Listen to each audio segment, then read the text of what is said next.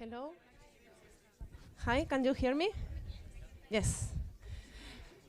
Hello, everyone. We are going to start the medicine session. So I'm Pilar Ayuda Duran. I'm the president of the Spanish Researchers Association in Norway.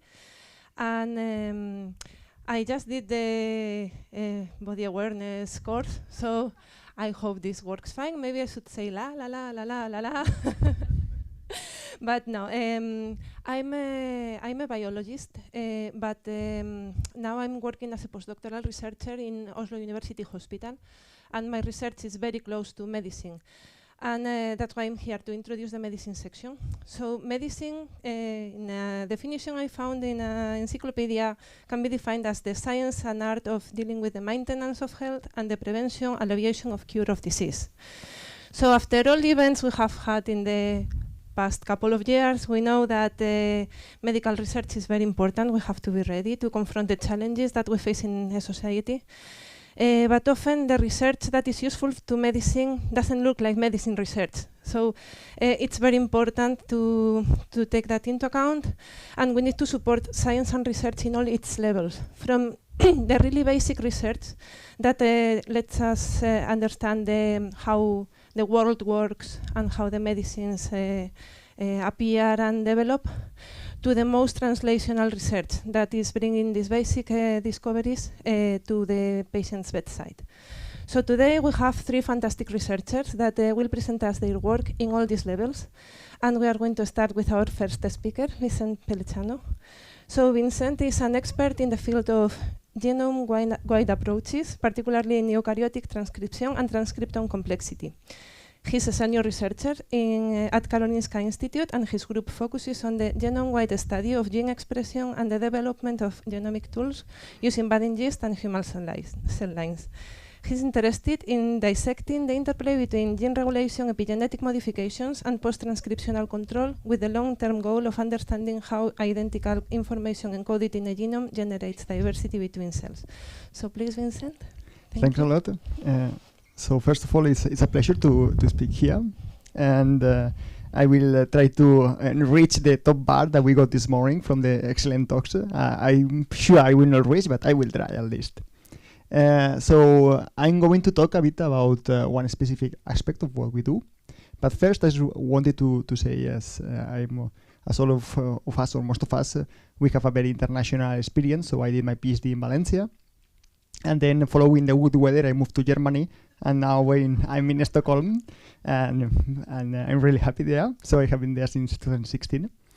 And my laboratory interest combines two things, basic molecular biology and also the development of new technologies for biomedicine. So one part is the study of RNA life from transcription to decay. I will explain a bit what it is this, don't worry. And then we also have a lot of work, let's say in cell-to-cell variability, cancer plasticity, and aspects like that I will not go into detail. And of course also development of new tools for diagnosis from cancer to SARS-CoV-2 and these kind of things. So I just decided to choose one specific topic, and that's the gene expression, and I'm going to talk about RNA. But what is RNA? So you all probably know, with probably one of the aspects of this pandemic is that everyone knows nowadays what is RNA and what is a PCR. So that will be very useful for this talk. But just to keep it short, we have the information. It's in the DNA. Here it's in eukaryotes. You have a chromatin that is kind of an organization, and this information has to be copied to the DNA, to the RNA. And this RNA, there is a process that translates this information in this RNA into proteins in the ribosomes. So I'm going to talk about how this flow of information, at some moment, it has to change. So when you have a molecule of RNA that produces proteins, that is used to produce proteins, the cell has also to remove it. And that we do by RNA degradation. And I'm going to discuss how this process, that we thought they were very different, are in fact not so different, or they are more close to each other. And I'm also going to talk about a revolution that I had the pleasure to experience during my scientific life. When I was a student, we were still in the individual gene analysis, where you have a method where you study one specific aspect, one specific gene, in this case an Northern blot, or you do kind of like where we do a PCR, you look for a specific gene. But then with use of technologies from semiconductors and so on, we were able to multiplex and get many more information at the same time. And there was something that was very popular 15 years ago. That was DNA microarrays technologies. And in the last 10 years, we now are able to have a thing that we call it sequencing. So basically what this means is that now we are starting to get data. We are not at the level of a physicist, but we are trying to go into that direction to get a lot of data to be able to interpret. And my lab focusing in this. And this also allows us to make questions that we could not do before.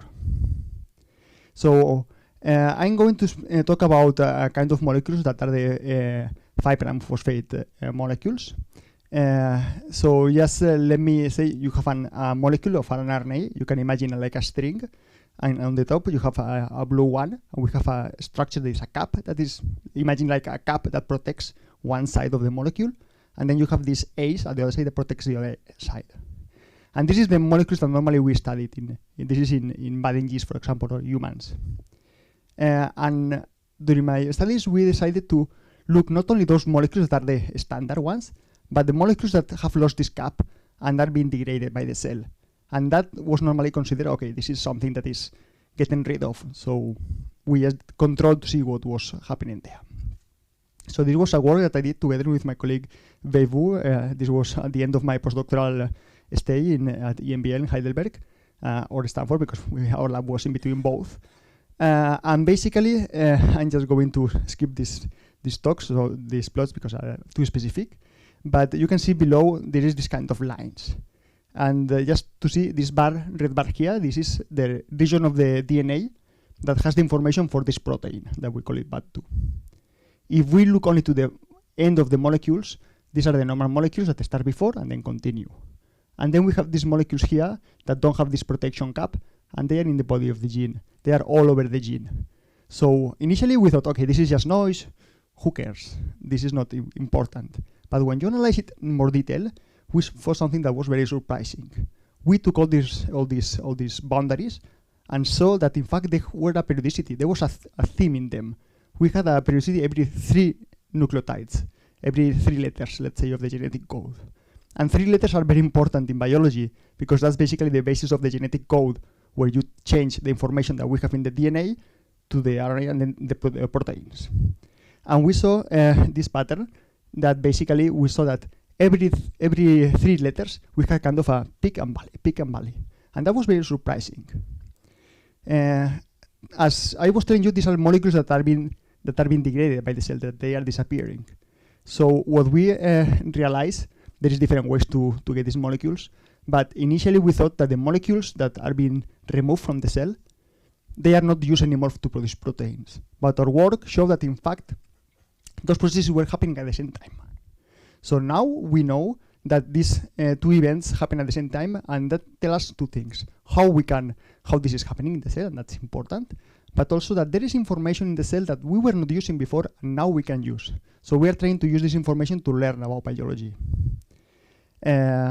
So these are just to show that what we saw is true. We did our controls, and I'm not going to go into detail, it's too technical. But we understand in bad yeast, the yeast that we use to make wine, for example, how it's happening, and we know, let's say, this Pac-Man that follows the ribosome can really get a nice interface, and we can disposition. This is a nice example where we decided to say, okay, what happens if we make these machines that produce proteins stop in a specific position? So here we have the cells, all the genes, and this is a histidine, that is one of the amino acids. And we have cells growing in a normal media, in a complete media, and we have this periodicity every 3 nucleotides. Then we grow cells in a media that don't have this amino acid, so the cells have to produce it. So it becomes limiting, and this machine that is copying needs to wait a bit because it needs to arrive a new molecule. And then we see that this molecule was waiting here, and that was enough for the Pac-Man to reach it and make this peak. So basically this is the peak that the Pac-Man is making because there is a ribosome slope here. And when we really increase this, because we make that there is not more of this amino acid, this peak was so big that all these machines start to collide with each other.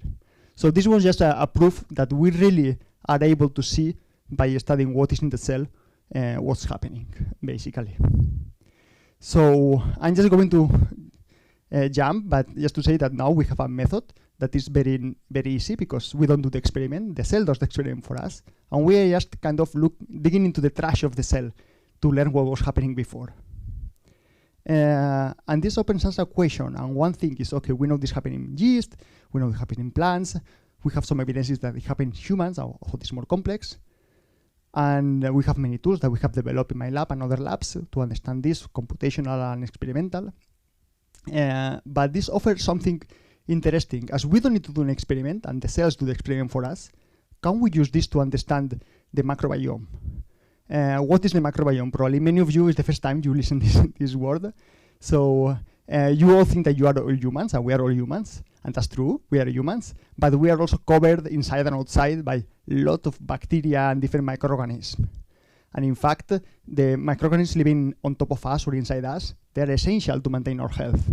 And we know that variations in this microorganism can be associated to diseases or different metabolic problems and so on. So it's important to understand how they are and how they are unbalanced or how they respond when we take a drug or antibiotic. So we know it's very complicated, but we know that they are essential to understand life.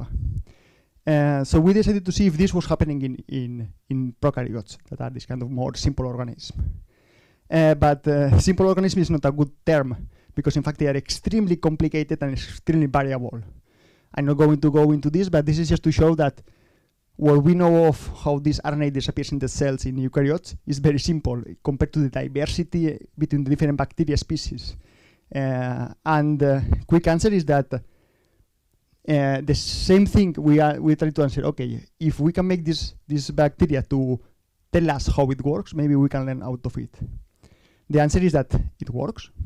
And we can now, this is an example with B. subtilis, that is a model organism, that is a bacteria growing in the ground, and we can see that we can follow the path, and we can tell, without doing anything, how were these ribosome producing proteins in the cell.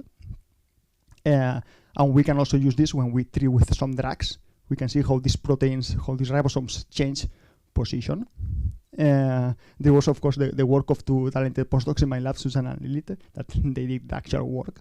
And then just to show you that this happens in many species. So this is different lactobacillus, for example, that we use for making yogurt. But in other species, like for example E. coli, that's not the case, but that's because they have different machinery to remove the RNA. But what's interesting that even if we don't see this specific interaction that I was showing you before, we still are able to see variations in this trash of the cell that we can use, and we are trying to use that to understand how we can get a very fast response to drugs. There are some examples of cyanobacteria or different species, but the only just to start to finish, the only thing that I wanted to show you is that we can use this kind of very leftover of the RNA to understand how cells are responding to the environment or to drug treatments. And this is really fast because the cells don't need to produce more RNA. So one application that we are extremely excited is that now we can use this to look for ultra-fast drug responses, because basically we expose a drug to the cell, and if the cell responds really, really fast, we'll see a difference, because basically there is no need to produce an RNA, there is no need to read the DNA, produce an RNA, produce a protein. You just see this movement of the ribosome. There is a small change, and as we are able to look the trash of the cell, like you can this trash tell us what is happening right now. So this is really, really nice. And another thing that is important is that this method give us kind of very long reads, long stretches of letters, and this makes us very easy to distinguish different organisms. So in this case, I'm just showing one example where we have two lactobacillus that we mix in very controlled situations, and we can see that even if one is at 0.01%, we can tell it very easily from each other. Of course, this also works in patients. So this is some samples from bacteria from vaginal swabs. We have done also with feces from patients or different things. So we can tell how were the bacteria in this case, in these women, behaving at that moment when the sample was collected. And the next thing is that we did not know to do anything. So with this, I just wanted to, I mean, this is a bit too specific for this audience, I'm sorry, but just to say that there is information even when you think that there is no information. So it's good to develop new methods that allow you to look in a slightly different way. So sometimes it's good to be a bit naive of what you know, because then you can ask questions that maybe is stupid or maybe not. And sometimes you can learn new things. And now we are trying to use the medical application of this approach mainly to understand how drugs interact. With that, I just want to thank my team, all the collaborators, and of course the funding and all the organization. Thank you.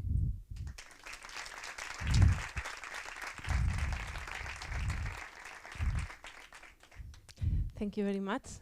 You were on time. So now I'm going to turn this off.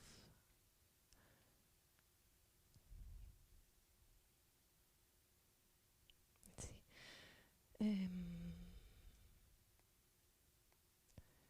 And now I'm going to introduce Francis Mojica. Francis earned his PhD in biology from the University of Alicante in 1993, and afterwards he did his postdoctoral research at the University of Utah in 1993 and the University of Oxford from 1995 to 96. And today he's a professor of microbiology in the University of Alicante. His remarkable discovery of the acquired immunity system of prokaryotes known as CRISPR, which is one of the greatest recent advances in biology, has been recognized with many prestigious awards. If you want to read all of them, just go to our website because we have them listed there. And I'm going to open the presentation, and please, Francis Mojica, let me find this. I'm not a Mac user normally.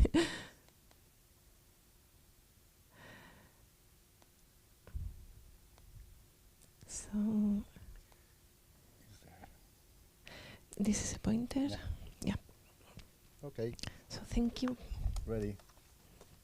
Thank you so much for the introduction, and thanks to the organizer for inviting me to come here to Copenhagen for the third time, I think.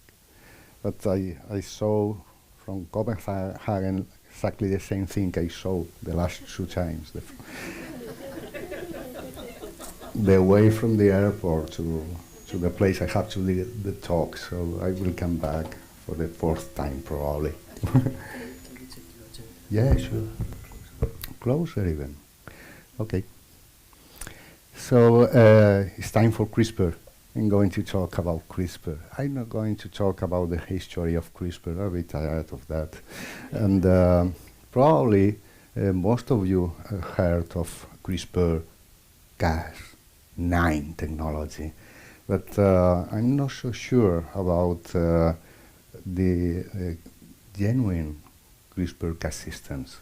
So I just came here to solve that. I'm going to tell you about the native CRISPR-Cas systems in first place. Afterwards, I will talk about our applications, of course. Vicente already talked about the microbes. I'm microbiology, so I have to talk about prokaryotes. And prokaryotes are single-cell organisms that belong to two different groups, bacteria and archaea. All of them have DNA. This is evident, but okay. Once on TV, someone, but he was a doctor, he said, but bacteria also have DNA. That's impossible, incredible. They need it, and they have a chromosome, usually a single chromosome. In the vast majority of archaea, this chromosome harbors at least one region that is a very peculiar region. 40% of bacteria also have at least one of the regions that are called CRISPR arrays. So they are formed by repeats, very short palindromic repeats that are regularly interspaced by unique sequences, not repetitive sequences called spacers. So they look like just a stretch of 20, 30 base pair that alternates with the spacers in a very regular way. These CRISPR arrays are usually next to a set of Cas genes. Cas comes from CRISPR-associated genes, encoding the Cas proteins. So altogether, they constitute the CRISPR-Cas systems that provide the cell with protection against invaders. Invaders such as plasmids and viruses. Viruses also infect prokaryotes. So when a virus infects one of these cells containing one complete CRISPR-Cas system, the Cas proteins take some fragments, one or more fragments of this genome. Doesn't really matter whether it's DNA or RNA, depending on the system. Take fragments of them and introduce these fragments in the CRISPR array as new spacers, producing the duplication of the CRISPR. That's the reason why all the repeats in a cluster are identical.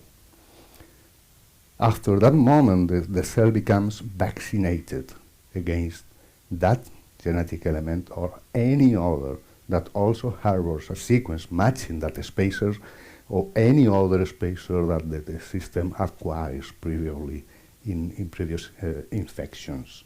And to do so, the CRISPR array is transcribed. I don't have to explain what is transcription. Vicente already did the job. So it's producing small CRISPR RNA molecules.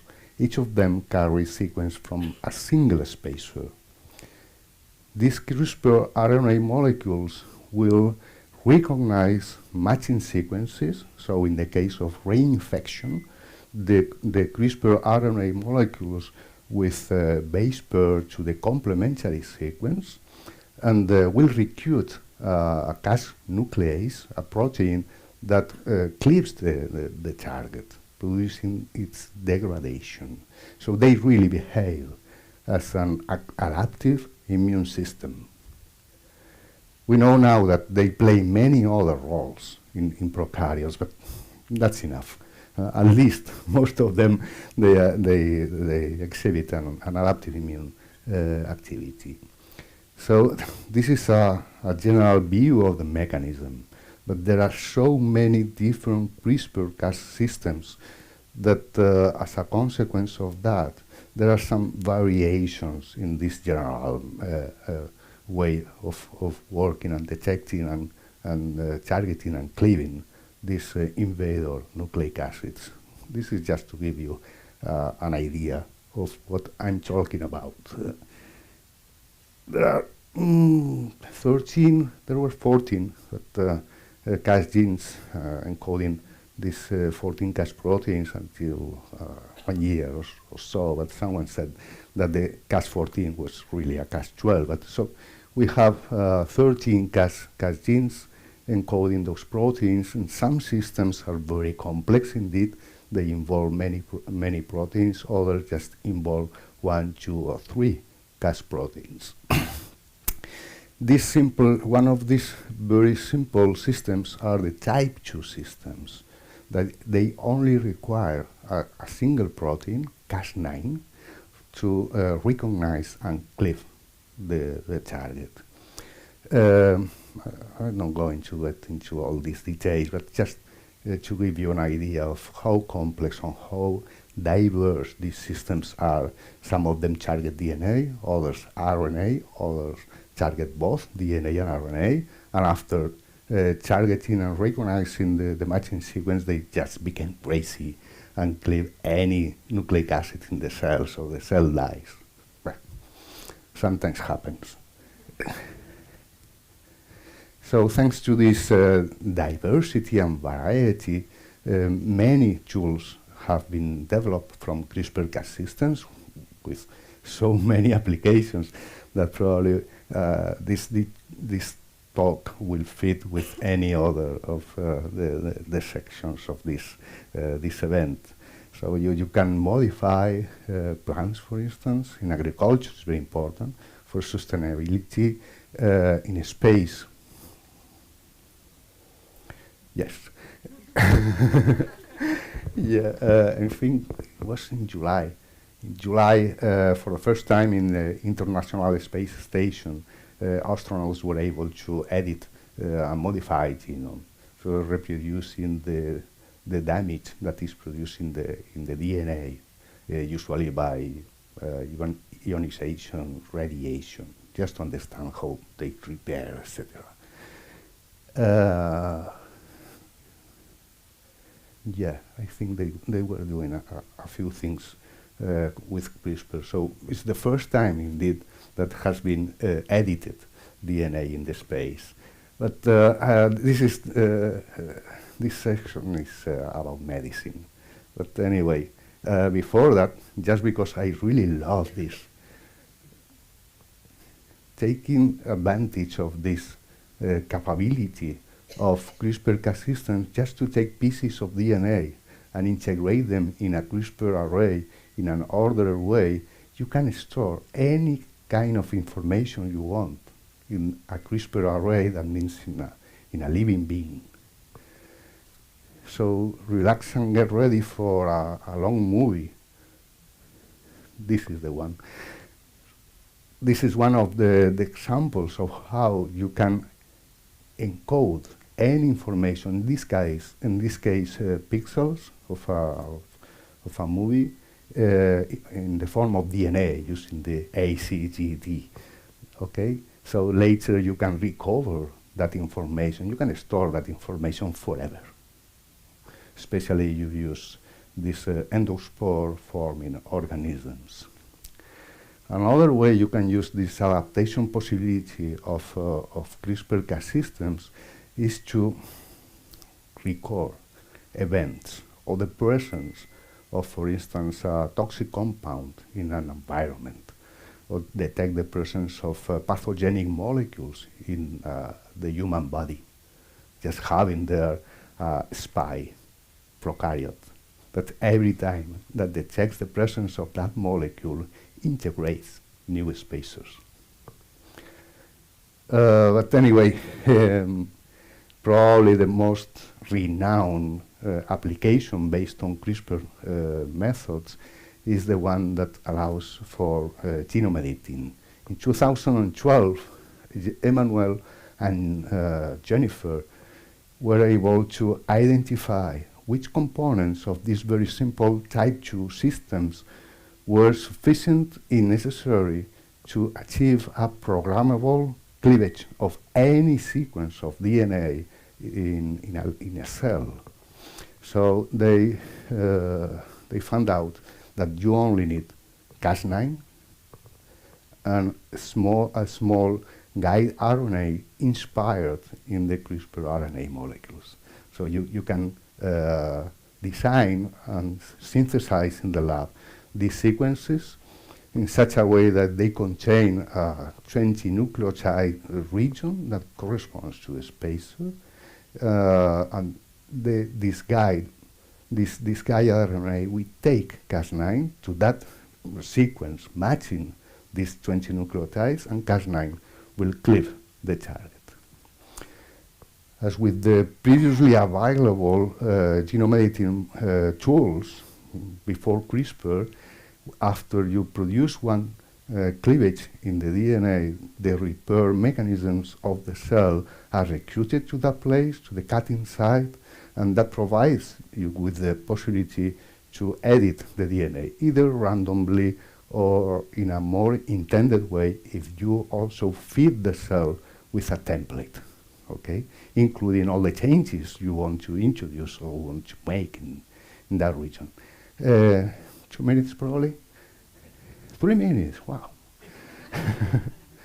This was the first tool indeed, but it was the first of many. So now we have tools that target DNA and RNA to do genome editing after cleavage, to do genome editing without the need of cleavage, to control gene expression, to illuminate regions in the DNA, to change the architecture and location of molecules of chromosomes within the cell, to kill prokaryotes, to specifically kill pathogenic prokaryotes without affecting the microbiome.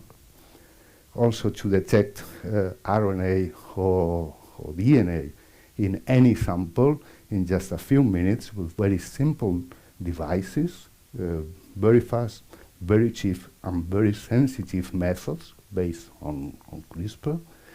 And also, of course, you can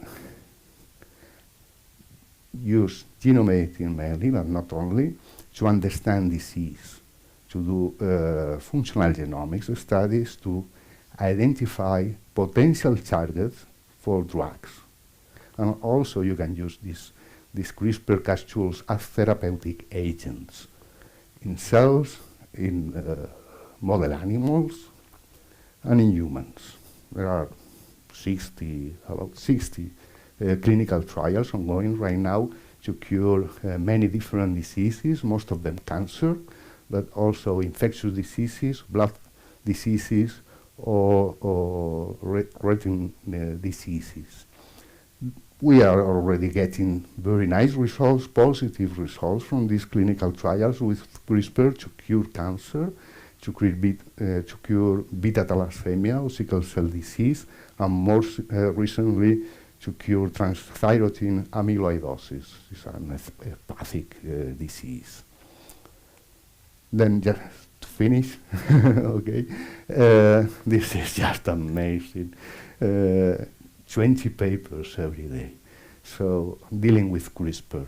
So there's no way I can even summarize what is going on, but I just hope I gave a general view of what is going on with this CRISPR revolution, particularly in medicine.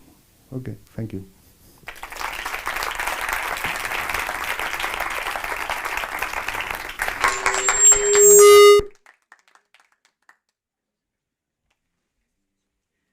Sorry. Now I'm going to connect with Sigrid, who is very sad that she couldn't come, but she will connect with us in Zoom. So let's see.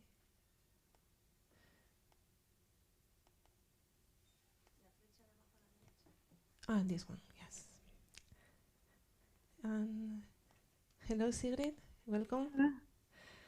So, yes, we have you there. I'm going to introduce you, and then I will let you. Let me put it here.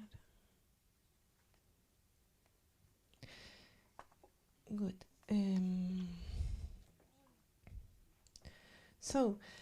Sigrid Skoland is joining us from Oslo University Hospital today in Radiumhospitalet.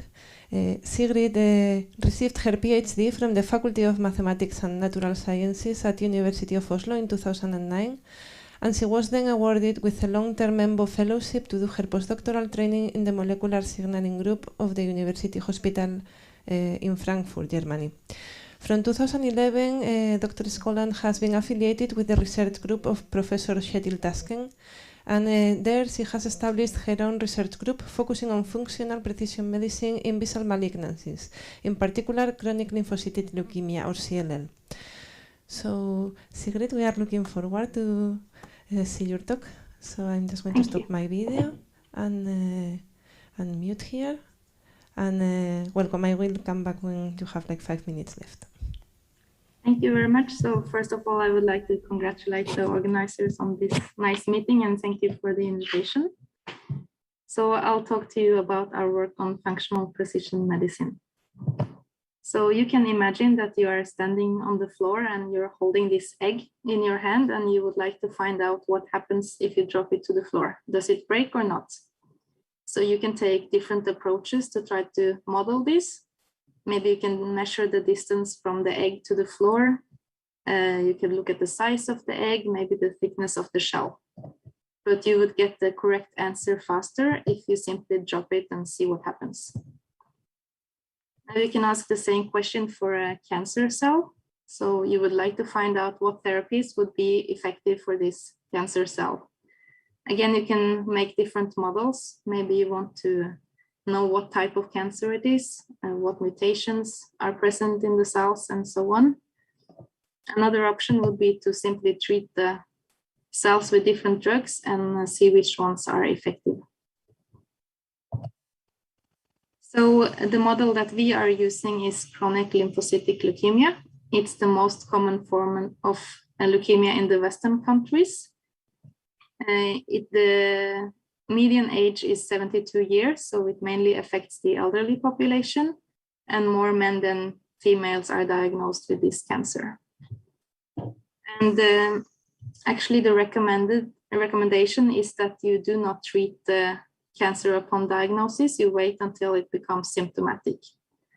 But the disease is very heterogeneous, so some patients may never need treatment, while others have a very aggressive disease and will need treatment shortly after diagnosis.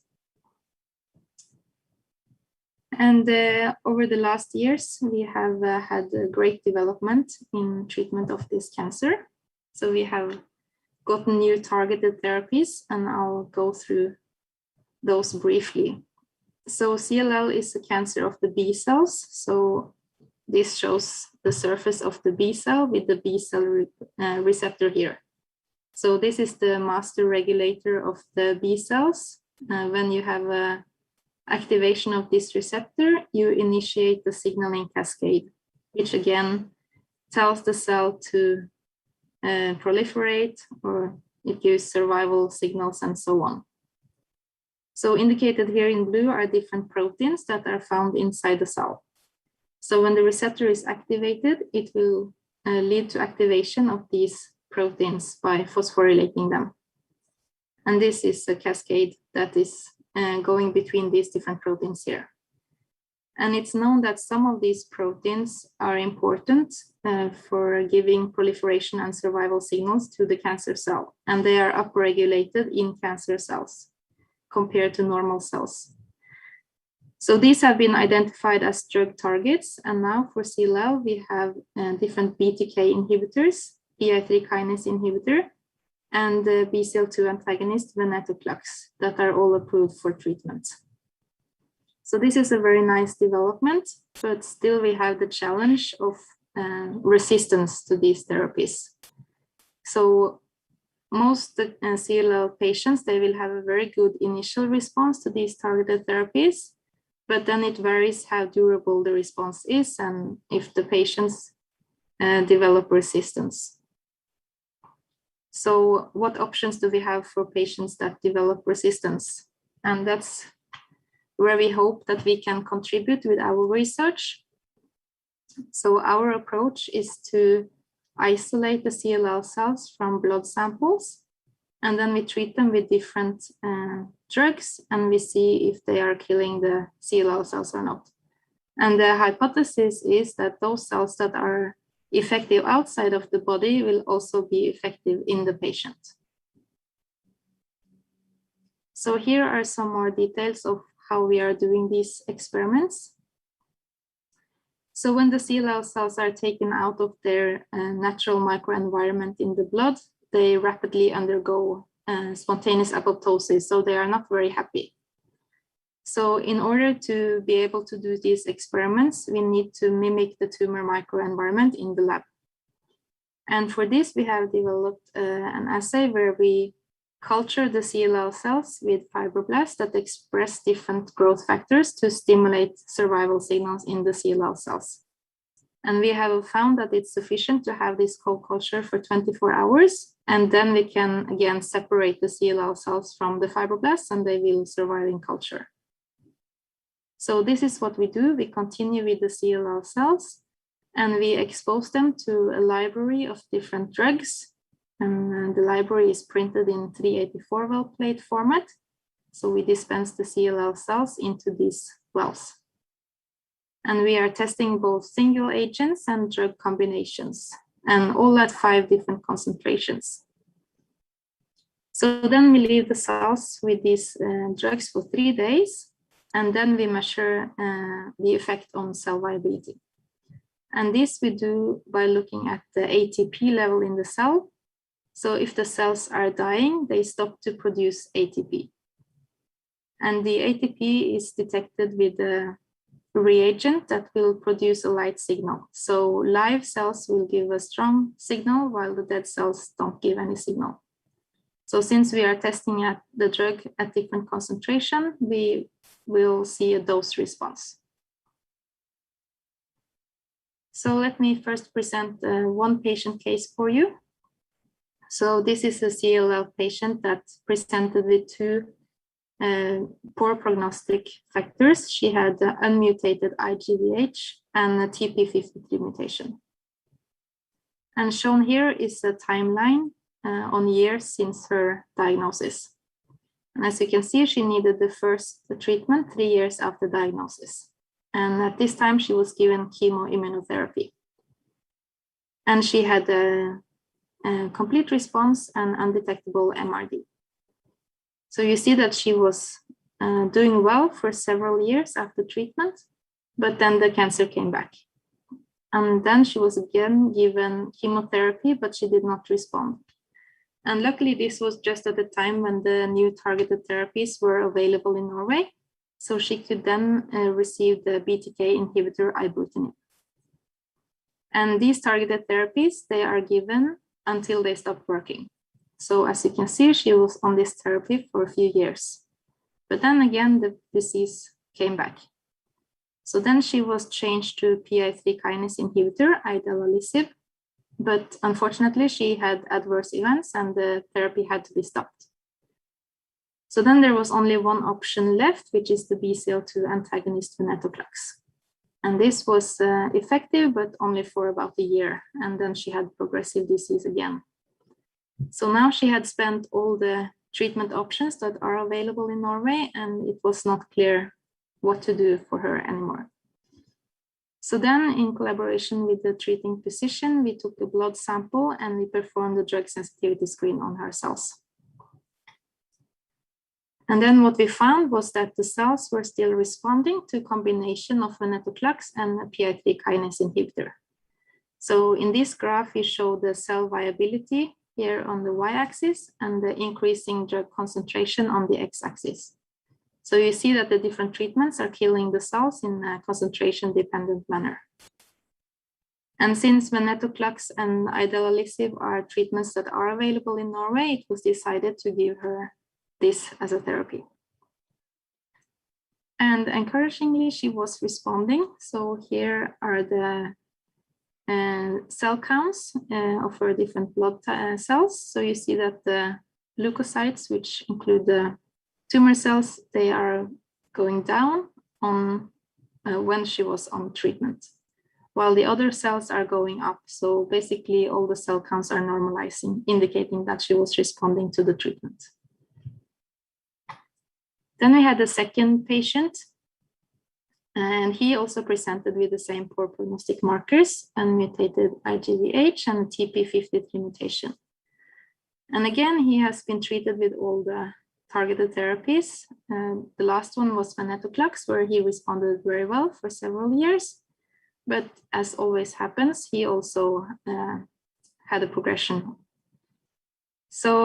And then the physician contacted me and asked if we could perform a drug sensitivity screen. So we collected the blood sample from him. And we could confirm that the sensitivity to venetoclax, which he had been treated with, was now lower in the cells when he had progressive disease compared to before he started on this treatment. And in general, we saw that there was very low sensitivity to any drug in his cancer cells, with the exception of these therapies shown here. So again, you see cell viability on this axis and then increasing drug concentration here. So we found 4 therapies that the cells responded to. They were 2 proteasome inhibitors and 2 HDAC inhibitors. And based on these findings, the physician decided to start him on this proteasome ixazomib. And the patient is actually responding and slowly doing better. So this is very encouraging. So based on this, it may seem that ex vivo drug testing can be used to guide the treatment of CLL patients. And this approach has already been validated on aggressive hematological cancers in a trial called EXALT. So then I would like to show you some other study that we are doing in the lab. So as I showed you, the PI3 kinase inhibitor is one class of drugs that have been approved for CLL. And currently there are 2 PI3 kinase inhibitors approved. And the first one was idelalisib, and then the second one is duvelisib. So PI3 kinase, the catalytic subunit of PI3 kinase exists in 4 isoforms: alpha, beta, gamma, and delta, where gamma and delta are only expressed in leukocytes, and alpha and beta are ubiquitously expressed.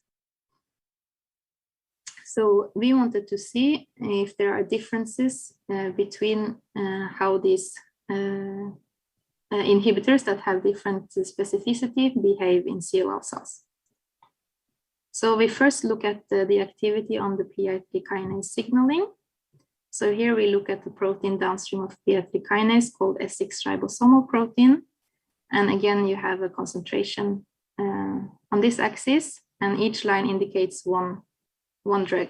So as expected, we see that they all inhibit cell signaling. And this has been quantified here for 2 proteins downstream of PI3 kinase. And what we could see was that the PAN inhibitors, those inhibitors that inhibit all isoforms, are most active. In the same experiments, we also looked at the marker for apoptosis or cell death, which is called cleaved caspase-3. Again, the cells were only treated for 30 minutes, and at this short time point, the PI3 kinase inhibitors did not induce cell death. But venetoclax, which is the BCL2 inhibitor, you can see it induces apoptosis, and interestingly, the combined treatment of venetoclax and a PI3 kinase inhibitor has an additive effect. So to see if this effect was synergistic, we analyzed these data with the online tool called Synergy Finder, developed by Tero Aitokallio and his team. And with this tool, we can get the full response matrix as shown here. So this axis show, again, different drug concentrations. And the red areas indicate synergy. And when we quantified this, we could see that for all the combinations between venetoclax and the 10 different PI3 kinase inhibitors, we could find synergy. So we have 2 PI3 kinase inhibitors available for CLL. And the question is, if this patient develops resistance towards one PI3 kinase inhibitor, can you still treat it with another PI3 kinase inhibitor with a different activity? So this has been shown for BTK inhibitors, where we also have 2 different inhibitors available for CLL. When the patients stop responding to the first one, they may still benefit from the second one. So to test this, we studied the cell line model that we have received from Francesco Bertoni in Switzerland, where they developed idelalisib resistant cells. And again, we performed the drug sensitivity screen, and shown here is the drug sensitivity score. So higher score means higher sensitivity. And as expected, we see that the resistant cell line shows lower sensitivity to the PI3 kinase inhibitors compared to the parent cell line. But interestingly, we see that it maintains quite good response to the PAN inhibitors. And this was also confirmed in the second lymphoma cell line, which is also resistant to idelalisib.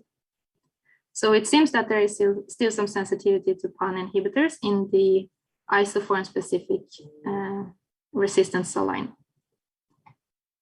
So then if you remember this patient that we found could still be treated with idelalisib plus venetoclax, even though she was resistant to both idelalisib and venetoclax single agents. We collected blood samples from her both before the treatment of the combination, during treatment, and after treatment. And now we performed again the same drug sensitivity screens. And we could actually see that the cells remain sensitivity towards these PAN PI3 kinase inhibitors. So confirming the experiments that we saw on the cell lines. And we also had access to another small cohort of idelalisib resistant patients. So from these patients, samples were taken before treatment with idelalisib while they were responding to idelalisib, and then they had become resistant to idelalisib. And again, we see that they remain sensitivity to these pan-PI3 kinase inhibitors. So all these, although we only have data on few patients, this suggests that idelalisib-resistant lymphoma and CLL remain sensitive to PAN inhibitors. And we have also shown that CLL cells show distinct sensitivity to PAN inhibitors and isoform selective PI3 kinase inhibitors. And we see synergy between PI3 kinase inhibitors and the BCL2 antagonist venetoclax. So we have received funding from the EU to continue on this work. And this is a collaboration between several partners in Europe, where the aim is to develop models that can help guide the treatment of the individual CLL patient. So we want to collect both clinical data from patients that have been on clinical trials, functional data similar to what I have shown you, and genomics data, and to use this to develop machine learning models that can hopefully predict treatment outcomes such as toxicity and resistance, and then be used to guide the treatment for each patient. So with that, I would like to thank all the people involved in this study and you for your attention. And I'll be happy to take questions.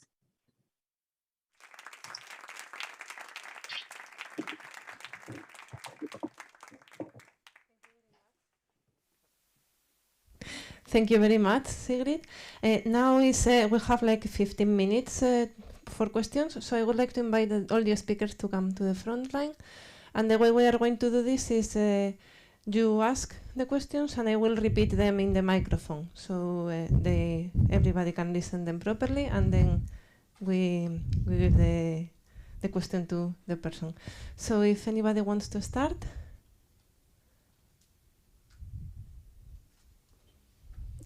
Yes? Yeah.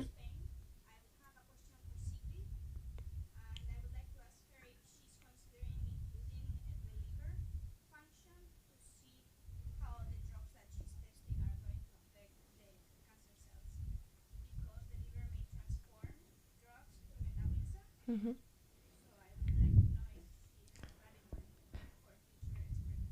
So Carlota from Spain has a question for you, Sigrid. So if you are taking into account liver function in the way that the drugs are metabolized, to see if that might influence the effect of the treatment, right?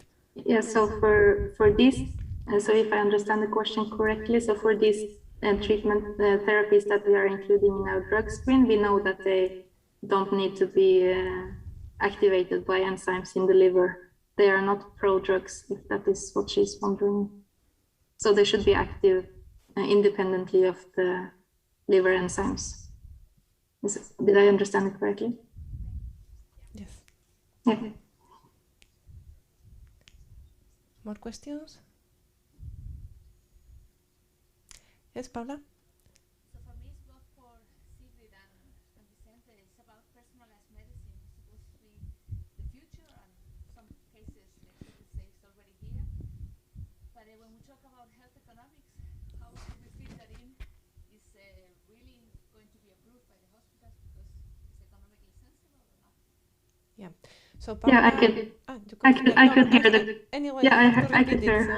Yeah. Yes. So the question is for both Sigrid and Vicent to see if the hospitals would implement personalized medicine if it's economically relevant, right? Yeah. Yeah, so I can start. So yes, this is a very important question, I think, because there are big differences between countries and the economy, and also advances access to therapies. So this we have included in our EU project. We have a group, health economics group, that will work on these questions to evaluate if it's really feasible to implement this in the health system in different countries, like low income and high income countries. Mm-hmm. And if I want to just to add something, it's I think it depends a lot on who pays in each country, like insurance-based countries or let's say, more European-style welfare state countries who pays. That's important to define that. And also, we who are more, let's say, more the molecular biology, sometimes are not seeing patients. I think Sigrid is in a nice spot because she's in between, so that's really nice. But sometimes it's more very difficult to see all this extremely good information that we have to translate that to the clinician to be able to use it. So we have to work a lot into communicate with each other, and that's quite a lot of work.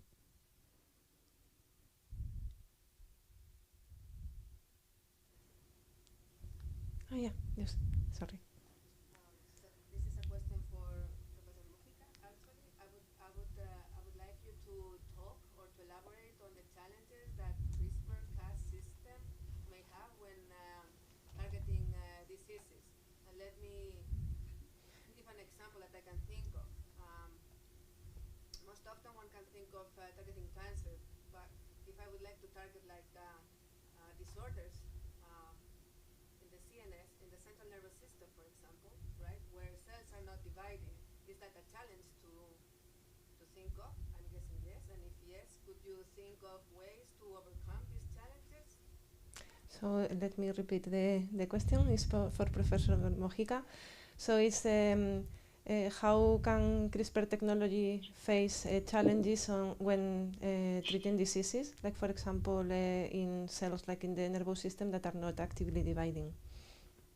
Okay, the short answer is I have no idea, because I'm a microbiologist and I don't even use the CRISPR technology, but I can tell you from my point of view of a microbiologist that there are many approaches that you can use just thanks to the vast diversity of CRISPR-Cas systems, and mainly the delivery systems that people is deploying, such nanoparticles and things like that.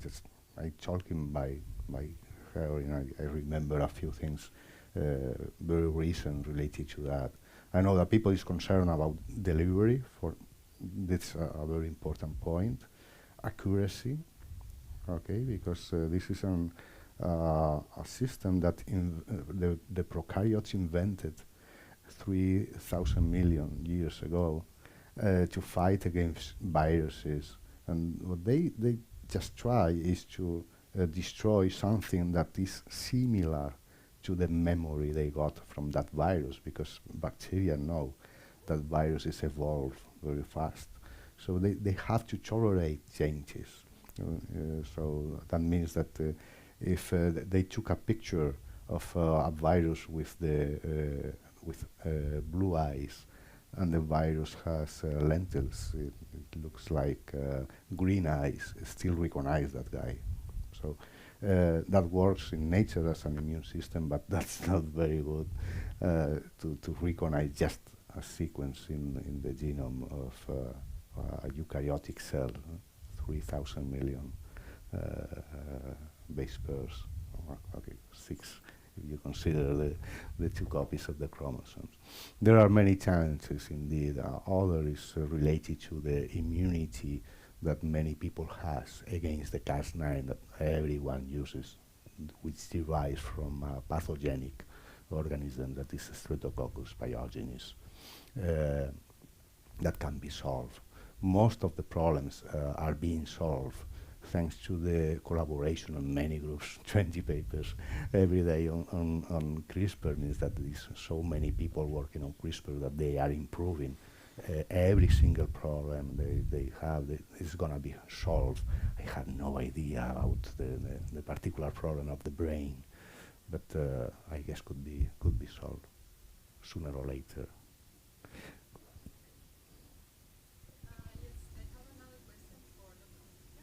Mm-hmm. And it's about the mitochondria that we have inside our human cells and that resemble some prokaryotic organisms. Do they also have a Cas CRISPR system?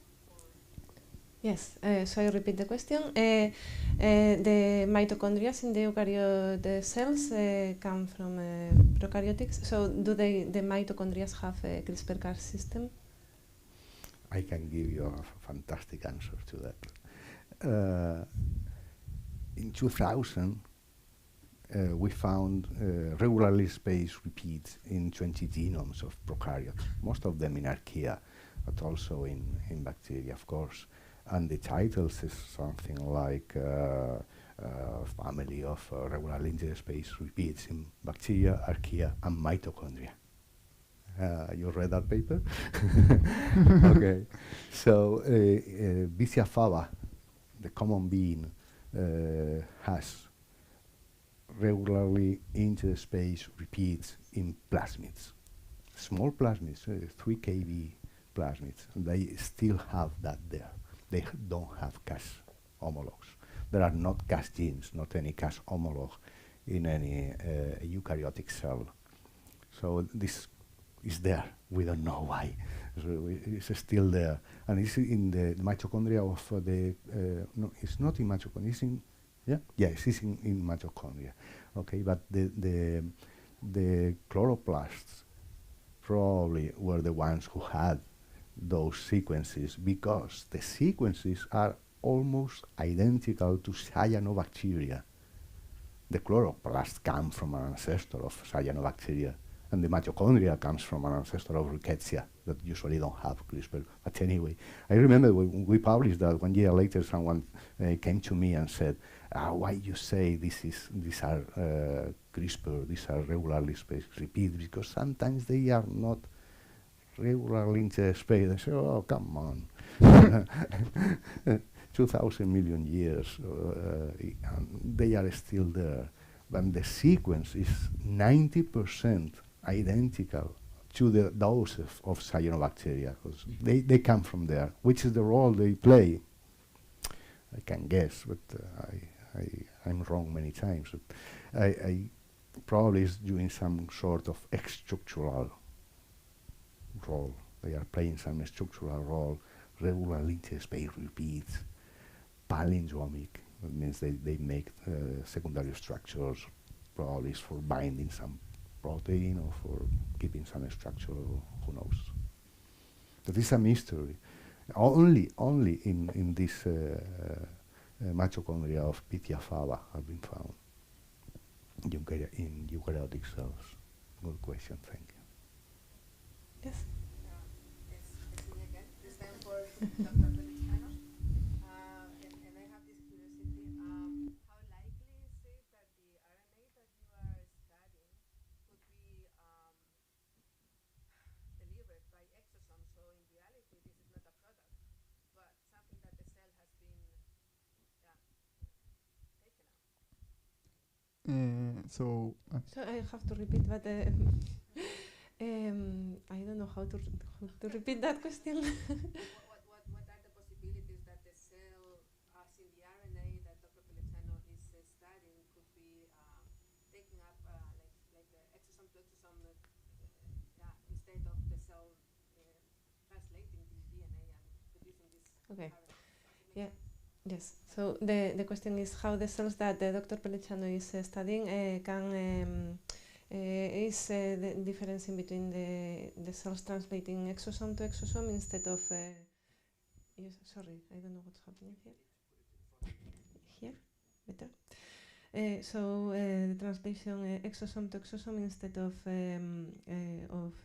using the degradation system, right? Yeah. So yeah, that's as you were pointing, really, we know that there is some traffic of exosome that are these kind of small vesicles that cells can exchange and contain RNA or proteins, especially small RNAs. So we know that can happen. And the quick answer is that we don't know for sure.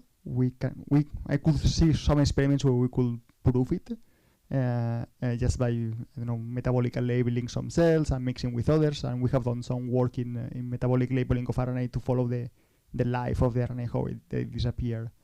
But in terms of abundance, I think it will be very, very unlikely it's the case, because we know it's exactly the sequence of the gene, and we can get this information for every single gene, so we can really identify that this comes from the cell. Another thing that in our case, what we do that is good and bad, the first thing that we do is we just put all the cells together and then just use phenol and break everything and mix it all together. So we lose all this spatial information. So we really don't care, but it's a good to keep in mind. So yeah, I think it's something good to keep in mind. Thanks. So we have time for one or two more questions, I think. Yes. Okay, as an outsider on this topic, Professor Mujica, but perhaps all of them, are there some regulations about using CRISPR? It has such a lot of promise, but obviously to cure disease, but other things can be used as well. So I don't know if they can comment. So a comment about the regulations of using CRISPR systems. There are some regulations and limits, of course, that they were before CRISPR. And when in 2012, 2013, was like the wolf is coming, the wolf is coming. So you have to change all these rules, these laws, because now you can do things that could be done before, but they took so much time. They were so difficult that no one was worried about that. So now almost anyone can do CRISPR, can CRISPRize cells. So this is an issue that has to be solved, but it has not been completely solved right now. Now there are many summits people is talking about. We have to agree to reach an agreement, and there are limitations, but they are not enough for that, and probably will take a while, still a while. But this is going so fast that I don't know what they are thinking about. There are some regulations mainly about agriculture, the use of CRISPR in agriculture. Europe said no, we don't want to approve genetically modified organisms, and they put in the same box anything that is modified, doesn't matter how. States gave green light to any organism that any crop, any plant that has been modified with CRISPR, Australia, Japan, etc. But that will happen probably also with diseases. Not all countries are going to have exactly the same rules. Well, it's a very tough issue, yeah. Welcome. Okay, we ran out of time, so I want to thank to all of our speakers now. And in 5 minutes we have the next session of sustainability, so see you in 5 minutes. Thank you very much.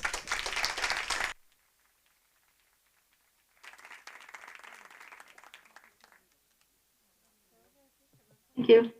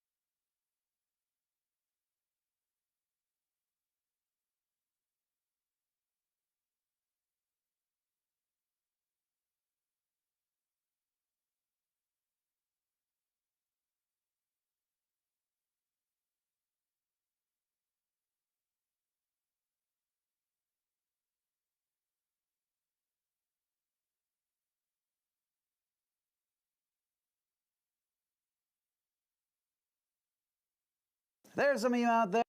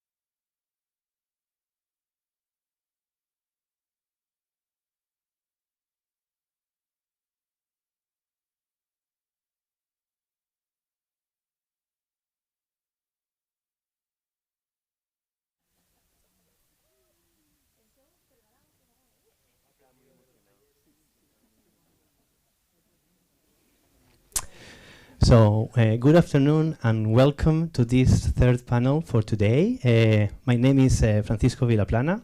I am the current president of the Association of Spanish Scientists in Sweden, and I am also an associate professor at the Department of Chemistry at KTH, the Royal Institute of Technology, where I lead a research group working on carbohydrate biotechnology. But I am also heavily involved in teaching, and one of my favorite teaching topics is actually how chemistry and biotechnology can contribute to sustainable development. So this is, my passion, my topic.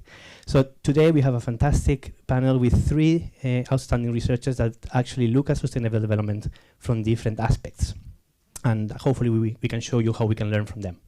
But first of all, I really wanted to put sustainable development or sustainability in a context. So, of course, we're all aware of climate change. I mean, we're suffering it. We see it in the news. This summer, for example, the events on Canada and in Germany with the floods. And also, we recently heard the, I would say, dramatic outcome of the United Nations report on climate change. So we really need to, we're late already to take action. And this is where the concept of sustainability comes in. And that really involves that we really need to change the way we perceive, we produce, and we consume as a society.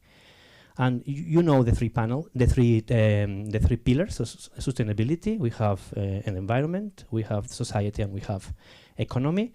And I like to see it as a house where we live in, where we will have the ceiling, which will be the environment, which is basically the environmental conditions that we cannot exceed. Otherwise, if we break them, then there's no ceiling and we cannot live. Then we have also the society, or our societal values, is the ground, the foundation. There we can see our health, our jobs, equality, gender equality, and that if we don't have it, we cannot live there. It's our foundation as a society. But then we have this space in between. That's where our economic, where we live, we should live in, and we should thrive in order not to break the ceiling and not to break the ground. So this sounds very maybe philosophical and utopic, but we as scientists and engineers, we can really contribute to find this wonderful space in our house. And we have three excellent examples today with Solange Musato, who will talk about biotechnology. We have Javier García Martinez, who talks about how chemistry can contribute to sustainable development. And we have Ricardo Vinuesa, who will show you how artificial intelligence can contribute to sustainability. So enough of me talking. Now it's my time to present our first speaker of today. She's Professor Solange Musato. She's a professor here from home, from the Danish Technical University in biotechnology. And Solange is a dear friend. She has more than 20 years of experience in developing the concept of integrated biorefinery, basically integrating chemistry and biotechnology for a more sustainable use of renewable materials to develop multiple products. And she will give us some examples today. So thank you, Solange.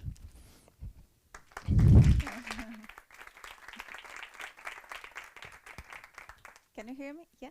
Can you? Yeah. Thank you very much for the introduction, and also would like to thank very much for the invitation to be here today. It's a pleasure for me to talk to you about sustainability and biotechnology. That's really the topic that I work. And also very nice to take this opportunity, even being not Spanish. I'm not from Spain, but I'm originally from Brazil. And I work here in Denmark. Then I think it's super nice to have this opportunity. Thank you very much for the invitation. As introduced by Francisco, I have a background in chemical engineering and biotechnology. And in my current research, or in all my research, I have tried to combine both topics to develop something new, to develop new technologies that can potentially impact positively the society in any way that we can use better our resources, that we can have better opportunities to consume something better, etc. Then I try to prepare this presentation today to give the main idea behind the topic and something also related to the research that we develop in my group. Then I work in the Technical University of Denmark. Then I am a professor in bio-based technologies and sustainability, and I'm also head of a research group called Biomass Conversion and Bioprocess Technology. And in my group, as I mentioned before, we try to develop new processes, new technologies. And very often we have to combine both knowledge in chemistry and in biotechnology because we work with feedstocks. We work especially with biomass. We try to put value in these raw materials that we have in abundance in the nature, like straw, like husks of cereals, like bagasse, like food wastes, and etc. All these remaining material that usually we do not use for anything else valuable. This is the main starting point of our research. Then we try to use these materials, we try to put the value on these materials to create something new. And this can be products for in the chemistry side. For example, we produce chemicals, we produce enzymes, we produce biofuels, food ingredients, everything that we need for our life, and are not currently produced in a efficiently sustainable way. We try to produce in a better way. And in order to do that, we work in different topics, like on the development of cell factories. This is the main point related to the biotechnology here, because we should have good microbial strains to convert this type of feedstock in the product of interest. And in order to have these strains, in some cases the wide strain is good, it's able to have a good performance to work in the media that we produce from renewable feedstock. But in most of the cases, we still have to improve this performance. And this is where the biotechnology helps us much more. Because we can, very often we apply concepts of adaptive laboratory evolution to improve the robustness of these strains. Or we can also combine some tools in metabolic engineering with the final aim of developing more sustainable manufacturing processes and different types of available products that attend to the society needs.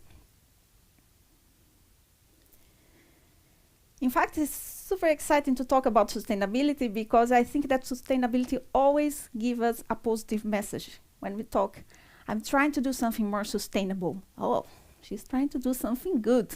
Good for people, good for the environment. And this we can start with our daily life. When you try, for example, to use LED lights in your home, you try a more sustainable approach. You try to save energy. When you try to avoid waste disposal. When you try to save water. When you try to avoid losses, even in the food, when you are cooking, and etc. There are so many things that you can do when you recycle paper, plastics, metal. All these small actions in our daily life, they also impact very positively in sustainability. Then I think that everybody has an opportunity to contribute to sustainability. Today the focus is going to be on how biotechnology can contribute to a sustainable development. I found very useful to include here the meaning of sustainable development, and I took this meaning from the UNESCO. According to UNESCO, sustainable development is the development that meets the needs of the present without compromising the ability of future generations to meet their own needs. That means, let's try to develop our needs in a way that the future generations can also be able to develop their needs, right? And when we try to combine this with in an environmental context with our needs, this means that it requires that the resources are used as optimally as possible to maintain a suitable resource base for the future generations. And how can the biotechnology support the sustainable development? When we talk about biotechnology, we are especially talking about microorganisms, about microbial strains. And these strains, they can help us to produce a variety of products.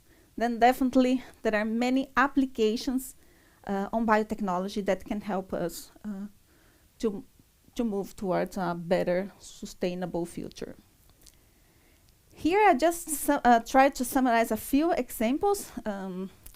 One of very important topic today is on the importance of applying biotechnology for a sustainable agriculture. And here, these are 3 examples only. For example, to design crops for specific environments. This is very important because, especially in countries where the weather is not really proper for certain cultivations, if we have an improvement on the conditions of the plant, able to grow well in a not the best condition, this is an opportunity for several countries. We can also make crops production more efficient and faster, and especially related to the pesticides, we can produce biopesticides that are much greener and can reduce than the use of chemical pesticides. This is good for us and good for the environment. Another very important topic, as also introduced by Francisco, is about climate change and all these topics related to pollution, CO2 emissions, etc. Then biotechnology, it's a very important tool to help us on the decarbonization of the economy, because we can use biotechnology tools to develop new processes that can potentially emit less CO2 than many options that we have currently in the market. And in many cases, there are already studies showing that when we use renewable resources, we can also develop technologies with possibility to emit less CO2.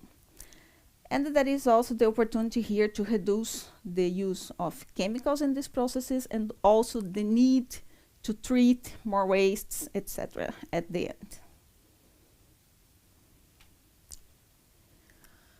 Also, according to the UNESCO, science, technology, and innovation, they are critical to achieve the Sustainable Development Goals. And they considered biotechnology the most important aspect to win this battle, to improve the lives of millions of people. And this is because when we have a look in all the 17 Sustainable Development Goals, there are several opportunities to promote sustainable development in all of these goals. Here are only some examples. For example, in the goal 2, when we talk about hunger, no hunger, we have here the opportunity of ending hunger and achieving food security by applying biotechnology. For crops, when I mentioned crops cultivations in different soils, in different countries, this is also an opportunity. In goal 3, for health, we have clear the example that we are living now with the vaccines, and this is a very important example of biotechnology to promote benefits to the health. And we have also related to the pollution and CO2 emissions, the development of alternative fuels or chemicals or more sustainable production processes that can impact in different goals, like the goal 13 or the productions, goal 9, etc. And at the end, if we produce something new, if we are developing new technologies, we are open new opportunities, and we can also promote the new jobs, the creation of new jobs. Then we also have this important impact in the society. I'm going to put a bit more focus now on the biotechnology for sustainable processes, that it's now due to these important problems that we have seen on climate change, flooding or drying. The development of these new technologies based on bioprocesses has been considered one of the most important opportunities to overcome these challenges, with potential to promote human welfare in all the 3 main pillars of sustainability: in the environmental side, social, and economic. We can reduce materials consumption, reduce greenhouse gas emissions, improving education and health, promote more employment and consumption and investment. When we talk about these new technologies using especially renewable feedstocks and biotechnology, a clear and maybe the most successful example that we have so far is the production of biofuels. We have a second generation biofuels production already in large scale in the market, and this due to all this concern in not only due to the possibility of exhausting the finite oil reserves, but also especially due to the emissions, many companies are now interested in promoting these biofuels as a more sustainable or green alternatives to the fossil fuels. But it's not only this is a successful case, but we have also so many other companies trying to develop new technologies for the production of enzymes, other chemicals, etc. Also combining biotechnology for a better utilization of these feedstocks. The topic is really beautiful. The opportunities are many, but it's not so easy. And of course, there are some challenges here. And in all the main pillars, to be sustainable, this means that the technology should attain all the three main pillars of sustainability. You can develop something good. I can have a very good strain. My strain is able to produce lactic acid very efficiently. But is my process still competitive enough to be implemented in a large scale? If I cannot develop at the end a technology that's really economic and promoting an environmental impact, positive, this will be hardly implemented in a large scale. And then this is one of the main challenges, to have something competitive. We have the technologies now in the market, and how we can produce better should be good. It's like beautiful, good, and cheaper. No, then we need to have something here more economic, able to promote positive environmental impact, and at the end, that also promotes social impact. This means that we have to still use many important research efforts and combine technical economic with life cycle analysis to demonstrate the benefits of our technology. Just as a final message on the topic, that I would like just to summarize again, the potential of biotechnology to promote sustainable development is really huge. We can see potential impacts of biotechnology in different areas. Then there are so many opportunities here. And today, the transformation for this bio-based society is one of the main challenges that we are facing. But there are so many efforts, not only from researchers, but also from governments, in trying to have a better future. And this is our challenge today, but I hope that is going to be a reality in the future. Thank you very much.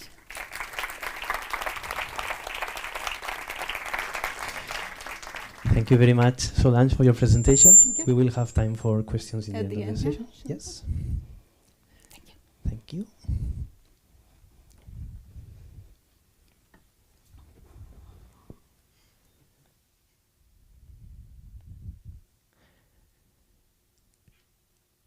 So now my pleasure is to introduce Professor Javier García Martínez from the University of Alicante. It is working, yeah. Yeah. So Professor Javier García, he is a professor in organic chemistry, so another angle, at the University of Alicante, but he has developed his career as well at the MIT, the Massachusetts Institute of Technology, where he contributed to develop a new family of catalysts that is now in the market. And apart from his entrepreneurship experience, he is also very heavily engaged in outreach of science. He is actually the current president-elect of the IUPAC, the International Union of Applied and Pure Chemistry. And he's also, thanks to that, also involved in promoting the role of green chemistry for the benefits of society. And I also wanted to highlight your support to the innovation actions for young researchers in Spain through your program Celera. But I think today we're going to listen to a very interesting talk about circular chemistry. So thank you very much, Javier. Thank you, Francisco. Thank you, everybody. Thank you for coming. I want you to think about everything that is surrounding us. Our clothes, the metals, the plastics, this building, all this energy which is surrounding us, all of that we extract it from nature. And we do it in a very unsustainable way.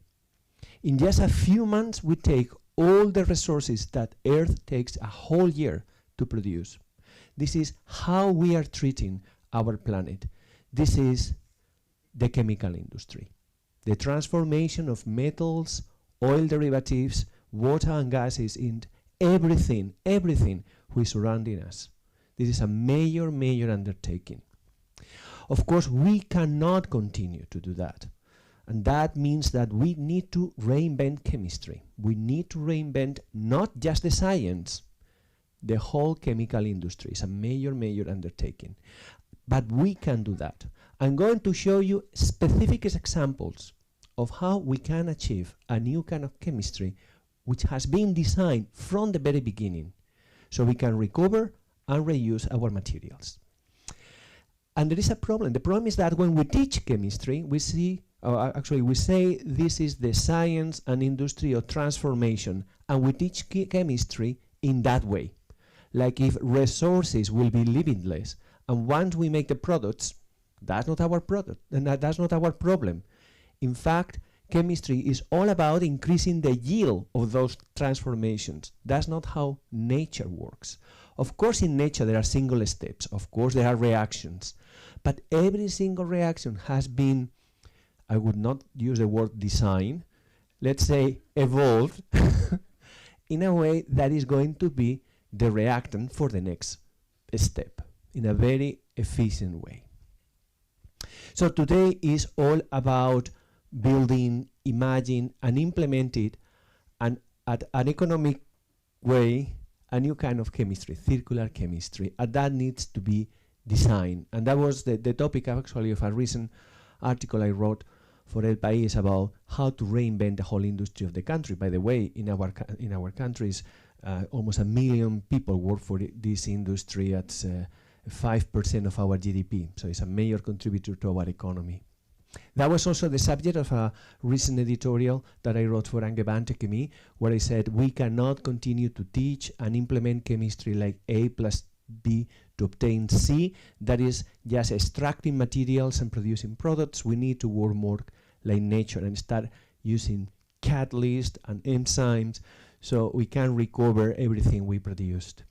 And this is a fantastic example how this is possible. Look, when we make plastics, we design plastic so they will last forever. Why? Because we want these chairs to be here for many years. So when we decide this plastic has been designed for life forever. Forever. Not like wood or not like paper, that needs to last forever. So now they are inventing a new generation of plastic, like these ones here, with these dynamic bonds, that with a simple treatment, this is with sulfuric acid, the monomers of the plastic can dissolve, and then once you have the monomers, rebuild the plastic many, many times, because the plastic has been designed so they can be disassembled. Also, the ones that we have in our mobile phones, this high-density polyethylene, again, is designed to not having any breakpoints, so you cannot recycle that. It has been designed in that way.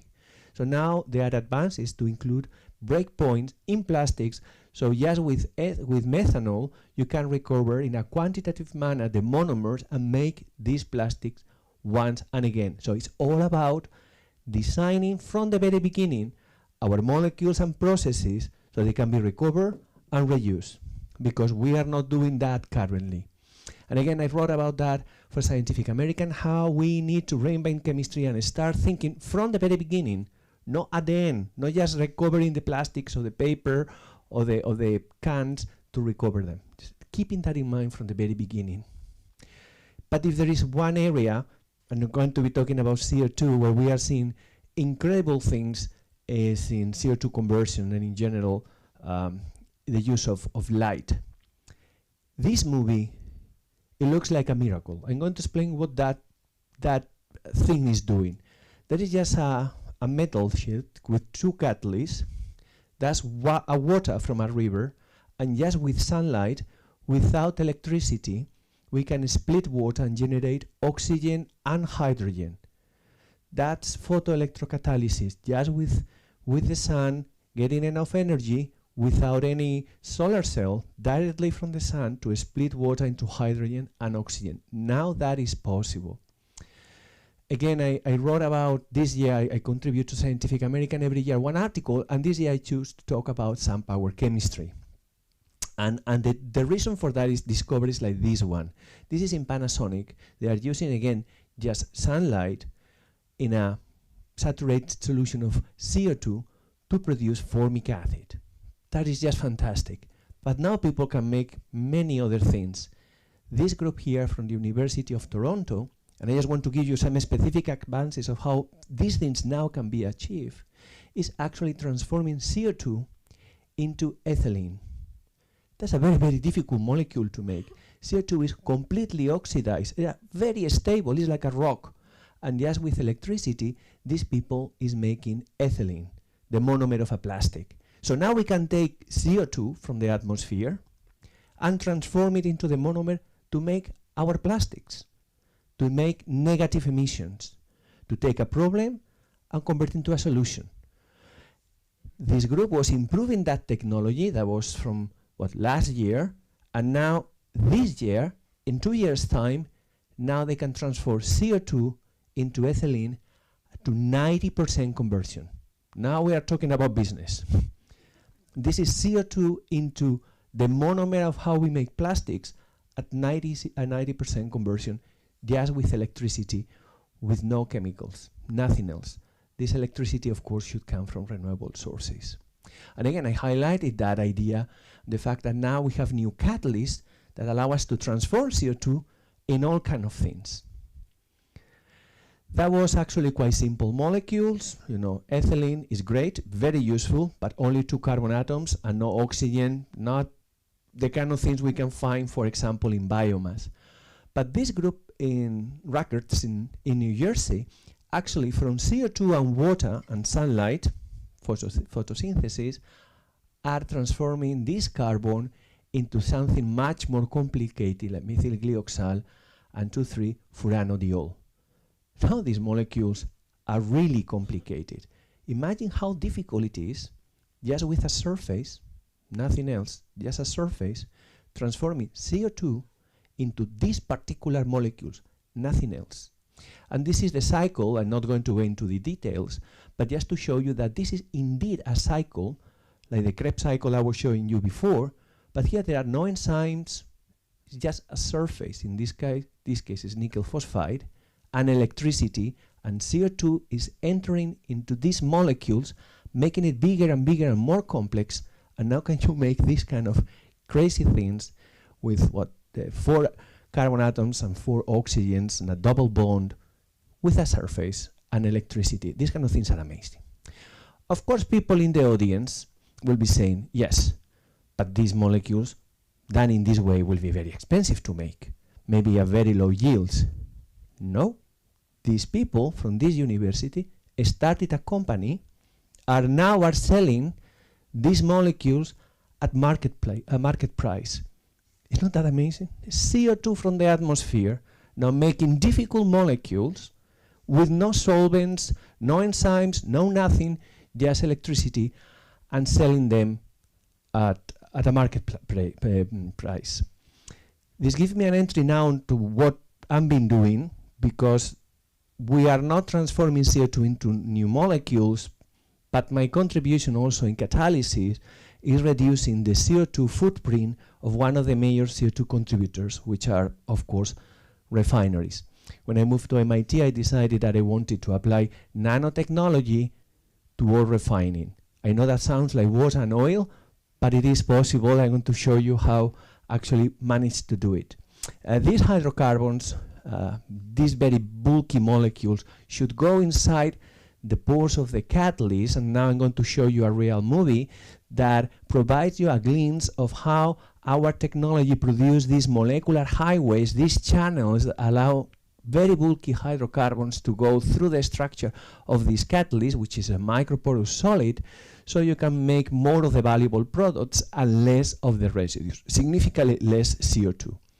I made that discovery at MIT. There I have all the resources, but I wanted to start a company, and I moved from beautiful New England to Oklahoma. In case you don't know Oklahoma, this is the Oklahoma I found. That's the kind of lab that I moved in. The first day we found the lab, it was like this, nothing like MIT. Why I moved to Oklahoma, it was because this person, Marvin Johnson, is a very important person for me. He retired from a major chemical company. He wanted to work with me, not cost, just because he enjoyed the technology and working with this crazy Spaniard on this technology. This guy has 250 patents in my field. So if I wanted to make sure that my technology could be a scale up and actually get it to the market, this was the guy. He was probably as crazy as I was at that time. Then, in a very humble way, with very limited resources, we were able to generate data that allow us to raise quite a significant amount of money. Then I moved back to the East Coast, in this case to New Jersey. We were able to produce or to build this pilot plant and make it all the way to a refinery. But just to give you an idea, a refinery consumes 5 tons of catalyst every single day. So the scale up here is very significant. But because of that, and this is the main conclusion, because there is so much CO2 produced in this industry, just by using our catalyst, we can reduce in 1.2 million tons of CO2 per year. And my technology is now commercial, is being commercialized by Grace, the main catalyst producers in the world. They are now selling it everywhere, and that reduces CO2 production very significantly. So science evolved so much is teaching, and I wanted to end by telling you a little bit of what we do at IUPAC. I'm going to start with a video. I hope you can listen to it, because I know what it comes to your mind when I say IUPAC. I don't know if you follow Crash Course. It's a very famous YouTube channel, and it's a very famous YouTuber. He actually teaches chemistry. So probably what you are going to be listening from him is what you have in mind when I say IUPAC. So yes, it's like 30 seconds. It's very short. Let's go. There's some of you out there taking chemistry and feeling a little bit like there's an international body whose job is simply to make your life more difficult, to force you to cram tons of information into your head, to suck all the wonder and excitement out of learning about how the world works at this beautiful fundamental level of chemicals. You are not actually imagining this. That organization actually exists. It's called the International Union of Pure and Applied Chemists, or IUPAC, and really they're looking out for your best interest. Well, it is really funny. The video is great, and I know that when we talk about IUPAC, people feel that our only mission is to make very difficult names and to control the periodic table, and we are like evil people there. And that's why I want to show you the actual picture of the people who is member of IUPAC, people who are really crazy about using chemistry for the benefit of humankind in so many different ways. Thanks to these people, for 100 years, we have been able to create a common language of chemistry. Yes, we have a common language, like the mathematicians. They feel they are better, but we also have our own language.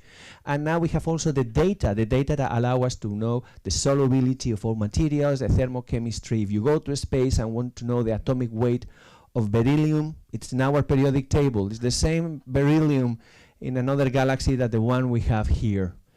For us, climate change is a top priority. I hope I will be able to convey the sense of urgency we have with this issue. We organize conferences. The main conference on green chemistry, of course, is organized by IUPAC. We work with the United Nations. And next year we are celebrating the International Year's Basic Sciences for Sustainable Development. This is a great opportunity for everybody to join forces with basic sciences to end with climate change. We have 17 objectives and 118 solutions. Yes, there are 118 elements in the periodic table, so plenty of opportunities. So we need a new way to do chemistry, and we need all scientists from space to health to make sure that our planet is not dying before we reach to the moon. Thank you very much.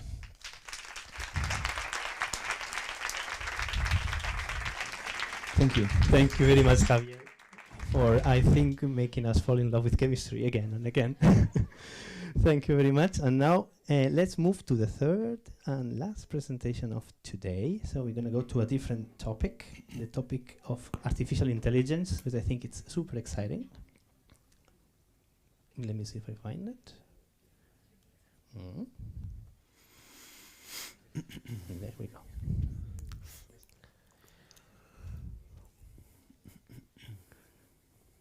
Oops.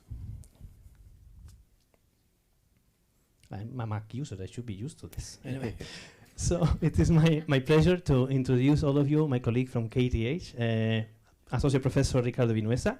So he's Associate Professor in the Department of Engineering Mechanics at KTH, and he's also the Vice Director of the KTH Digitalization Platform. And today, I think this is a very important topic. He's going to show us how to use artificial intelligence and to apply it to reach the sustainable development goals. So, Ricardo? Thank you very much for the kind introduction and also for the invitation to be in this very nice event. Francisco mentioned the title of my talk, and I'd like to mention that the funding from my research comes from CERC, which is the Swedish Science Research Center, and from the Göran Gustafsson Foundation. The Sustainable Development Goals have been introduced in previous presentations, so I will not spend too much time on them, but just to highlight that they span a very wide range of topics, from no poverty to climate change, of course, but also aspects such as social stability, equality, gender equality. And that very wide range of topics requires multidisciplinarity and very hard work in really mixing all the areas of knowledge and that extra effort to be able to communicate in the same language and efficiently collaborate and work together.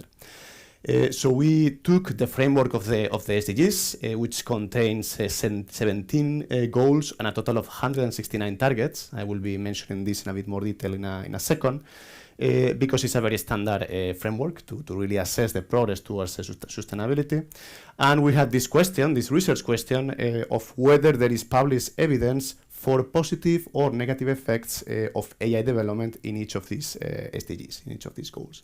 This work was published last year in Nature Communications, so you can see the reference here. If I will just highlight some of the main examples, but there is a very complete list with hundreds of references there, so if you're interested, you can just dive in there. And of course, to be able to address this question, one needs to compile a very multidisciplinary team because of the wide range of areas that are involved in this set of goals. So this team, you can see it here, 10 people all around the globe, including experts in AI, in engineering, in more applied AI, but also in more, let's say, social AI, as well as experts in ethics, in law, in economy. And the Sustainable Development Goals, of course. We also had Max Tegmark from MIT, who is a visionary on AI sustainability.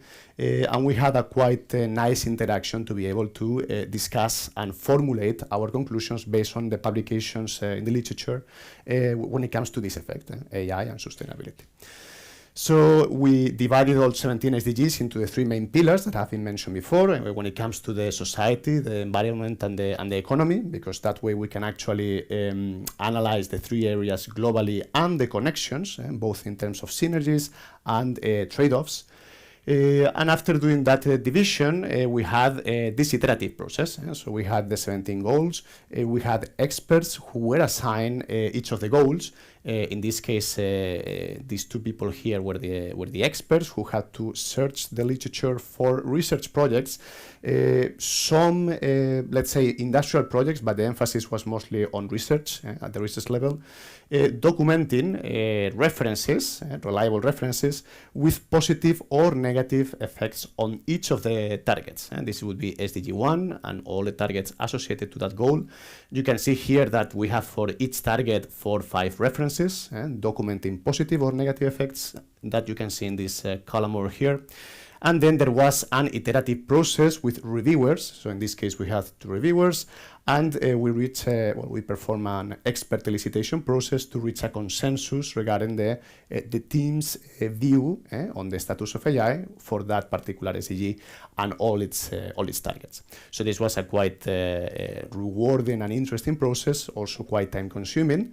We took quite some time to really be able to assess the literature, but we managed to compile these results that you can see here.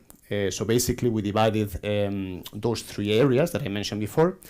And from the 169 targets, 79% can be positively affected by AI.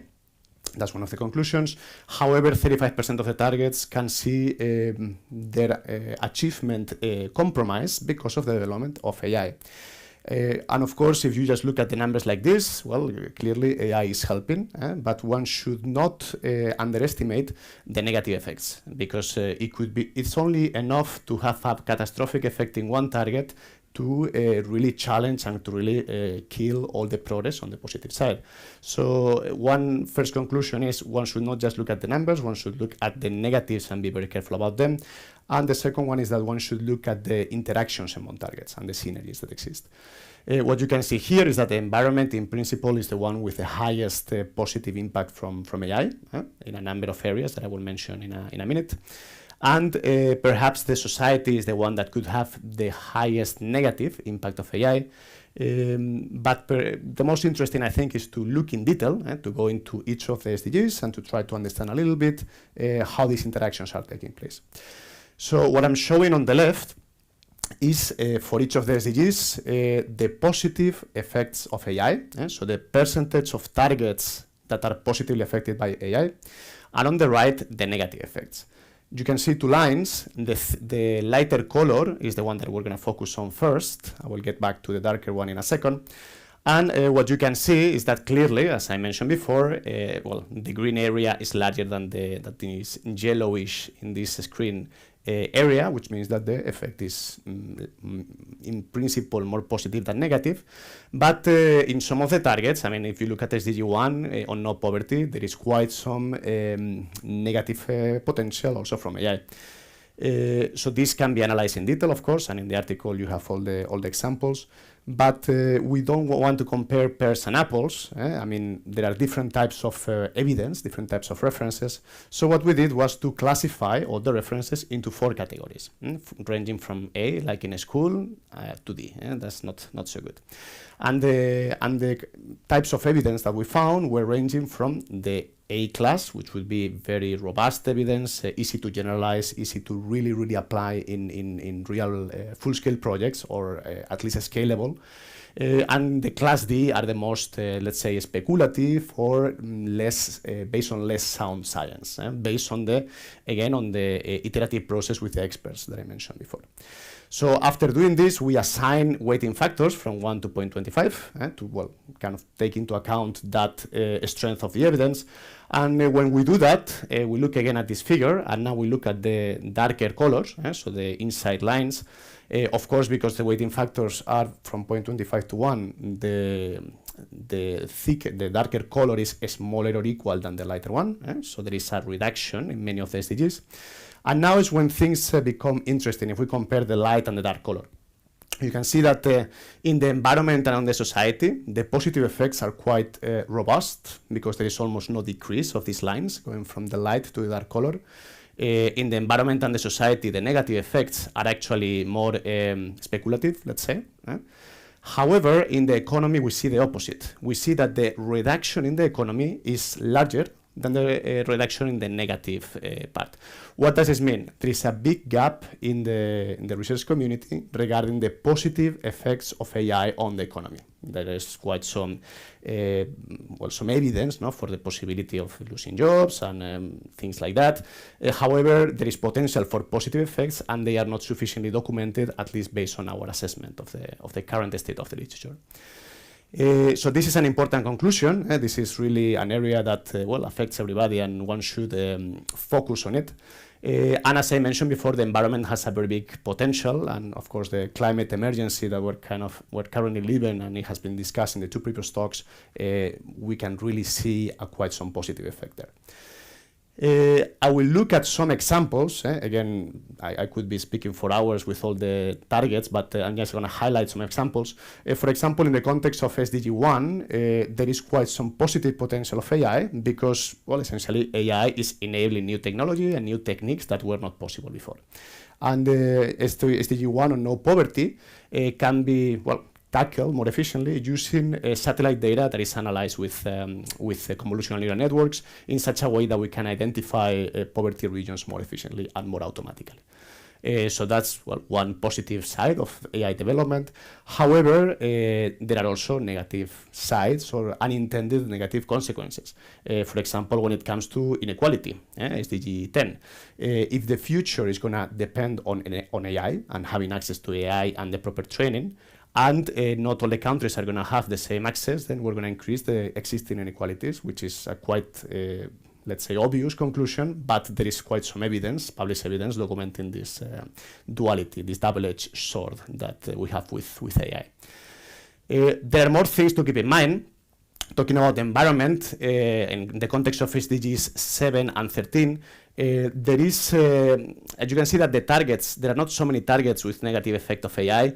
However, one example that I think is very important is the electricity consumption, right, associated with development of AI models and large-scale simulations in general. Right now, the electricity consumption of ICT is around 1% of the total electricity consumption worldwide. It's expected that in 10 years it could be 20% of the total consumption, which is huge, right? We don't want that. And in this sense, I think in addition to many algorithms and techniques to optimize the consumption, we should be more responsible when developing AI models.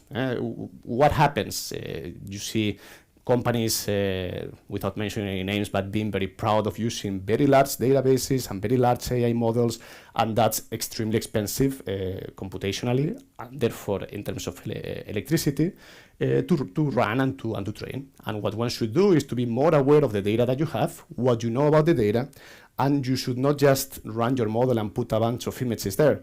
You should embed in your AI models or whatever models you're using, whatever you know about the data, and not allow your networks to learn things that you already know, because that's a waste in terms of time and in terms of energy consumption. So I would say involve more experts in the AI technology or whatever technology you're using when you're developing the AI models. Okay. More examples. I mean, the current social and political polarization that we are living in Corona times and before, and that's of course exacerbated by social media and the AI algorithms that show you what you want or maybe you shouldn't see, but basically reinforces those biases that you already have. And I really think that there is quite some potential now with AI in the context of SDG 16 on strong institutions, with the possibility of developing regulations, which are important, but more important than the regulation, it should be the insight that you're involving experts, people who know about the technology in the regulation process of this technology. And this is very timely because of the European Union AI Regulation Act and the UNESCO Regulation Act as well, which, I mean, they are, of course, having quite some positive sides and some negative sides that should be iterated with more experts, perhaps. So this is important, and this is one of the areas where I think one should have more discussion with experts. And another example, this is more, well, Corona-related, and this is another work that we published last year in Results in Engineering, and it has to do with digital contact tracing. This is not necessarily AI, it's more data-driven methods. These apps that were for a while trendy last year and then nobody talked about them anymore, there were quite some challenges regarding the ethical implications of them. I mean, and there was quite some misinformation, let's say, in the media as well regarding these apps. My opinion, I mean, of course, this has important implications on SDG 3, on health, and 10, on inequalities, and regarding what data is being gathered and what is not. And I think that this would have been a great tool to help fight COVID. But one very important conclusion is that the data gathering should be decentralized. There is this nice protocol, the DP3T protocol, developed in Switzerland by a Spanish engineer, actually, which is really fantastic for this type of apps.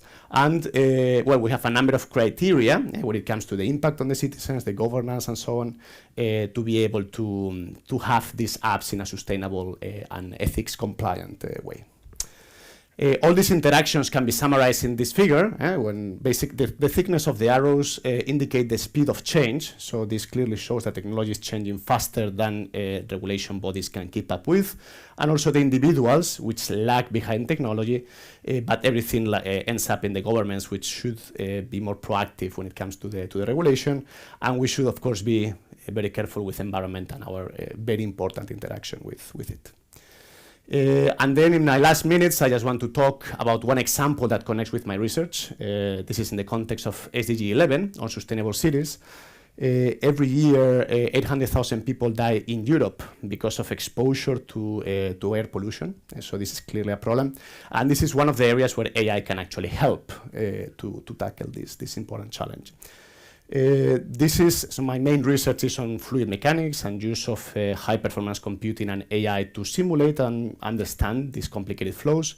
I'm simulating here just one building, and what I want to do to tackle SDG 11, I mean, you can see the level of detail up to the smallest vortices, which are very, very finely resolved, is to go from sparse measurements, and these black sensors over here, to reconstruct the three-dimensional flow including not only the flow velocity, but also the thermal fields, the scalars that are representing the pollution levels, so we can have very accurate maps and also where to place these sensors to have the most information, essentially. And then, without going into too many details, because, well, we have some information in this paper, but I'm also very happy to discuss a bit more what we do. You can see here 3 different examples where we have 3 different regimes of these 2 buildings. And again, this is the highest level of detail that you can have in flow simulations. This is very accurate.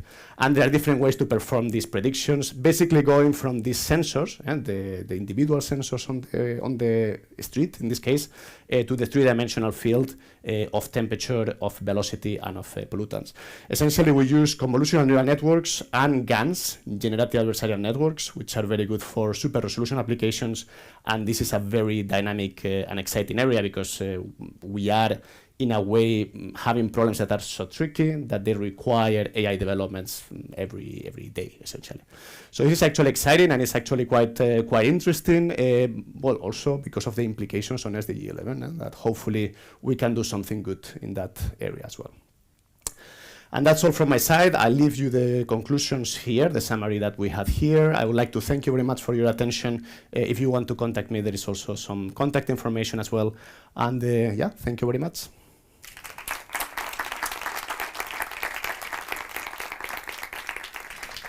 Thank you very much, Ricardo, for a very interesting and exciting presentation. So now is the time for questions for the Q&A section. So I would invite my colleagues from the panel on sustainability to please go back to the main scene.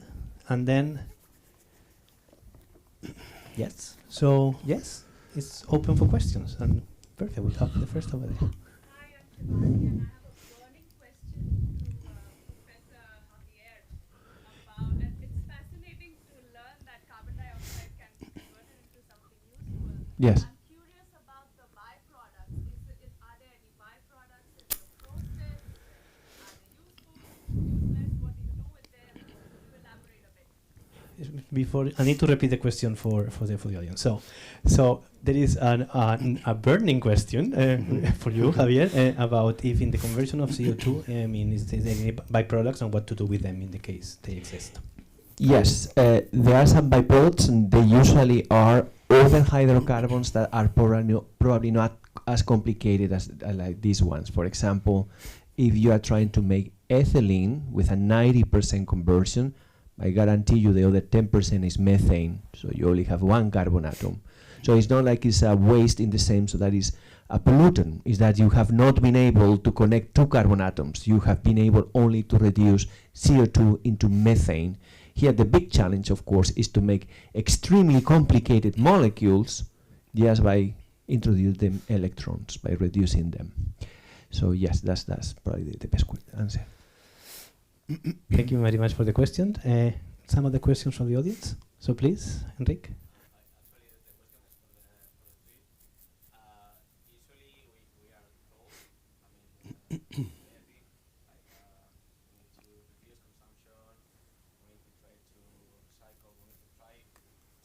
Somehow the responsibility is always on the society, but we don't hear that much about the responsibility of the supply chain and the industries. And I know there are regulations, but not all the countries do it in the same way. So what are your thoughts about that? Sorry for the No, this is a very fundamental question, and I will repeat it again. So Enrique had a question to actually the 3 members of the panel. It's a very general question that as consumers or members of the society, we are encouraged to recycle, to maybe consume less, to contribute to the sustainable development. But what is actually in the end the responsibility of the overall supply chain in reaching these SDGs? So I don't know if maybe we can take it one by one. Do you want me to start? So usually regulations apply to companies. We are not so much regulated as companies. So that is a good thing. The other thing I could say is we as customers, we cannot keep consuming at the level we are doing. And if we keep buying, people will still be producing. So that's why we control market. And the final thing I would say, because that's probably misleading from our side, we as scientists, may give the impression that there is some kind of new technology, that new kind of energy, that once we have it, all the problems will be solved, because we are technology driven. If that will be true, 1 billion people will not be dying of diarrhea or cholera because they don't have access to clean water. We know how to chlorinate water for more than 60 years, and there's still people dying because of that. So there are two things in addition to having the technology. One is the political will, that those regulations like chlorinating water are applied, and then the economic incentive for bringing that technology to Africa. If Solange or please. I think that fortunately the society is very much concerned today with the utilization of greener products, no? And we have some options in the market, but still so many to be developed. In the industrial side, we can see that there are many companies trying to adapt to the processes today to be more sustainable. This because they have to consider some regulations or not, but I think that it's not just the case of having regulations. I think that this is a mindset, and as I started explaining, the society is very much concerned today, and I think this is an extra motivation. And when I talk in my specific case on biotechnology, as I mentioned, the economic aspect is also very challenging. And when we produce a low-cost product, like the case of biofuel, for example, it's not easy to implement. Then there are also these barriers for the industry to reach the market. No? And in some cases, these subsidies from the government, or they are really important also to help the deployment of the technologies. No? But I think that overall, if I can answer your question, the industry is very much putting efforts today to develop new, greener solutions. Yeah, I mean, of course, I agree with my colleagues' answers, and perhaps I can add one direction that could be interesting, because the difficulty in this topic is also enforcing or keeping track of the actions, right? And then with that, it comes accountability. And there is an old idea that is experiencing a revival these days, which is the PCAs, personal carbon allowances. Now, in the context of technology with apps and data-driven methods, is much more, let's say, feasible to have a proper tracking of the carbon impact of individuals, of companies, and broadly of the supply chain. And perhaps that can be a direction. Of course, I'm not sure about the legal implications of that and how to actually, develop it. But the accountability, in principle, would be there. So I think that could be a direction that helps. Thank you very much for a very nice and harmonious answer from the panel. There is a question here from Tanya. So. Yeah, well, I actually have two questions. Make it difficult for me. Same price. So my first question is actually if you would have any tips for us who work still in the lab. Like, we belong to this industry who is consuming lots of plastic, who are producing lots of not that nice things that we pour out. I mean, not pour. I mean, we have protocols now that we all follow, and we bring ethics. But maybe you have any tips for us just to make research more sustainable from these 17 goals that we have. Yeah, so Tanya is asking about how to make our work as researchers more sustainable. So tips in the sense of maybe use of plastic consumables, chemicals, etc. I think Ricardo actually answered that question when he was talking about not dumping all the questions to algorithms because energy is too free. So I would say, think twice before doing your experiment. Consider that you are doing animal testing, that every single plastic, every single chemical, because we in the lab use extremely toxic materials. We are allowed to do that because we need to advance knowledge, right? But that comes to a cost, like Ricardo was saying. So think twice.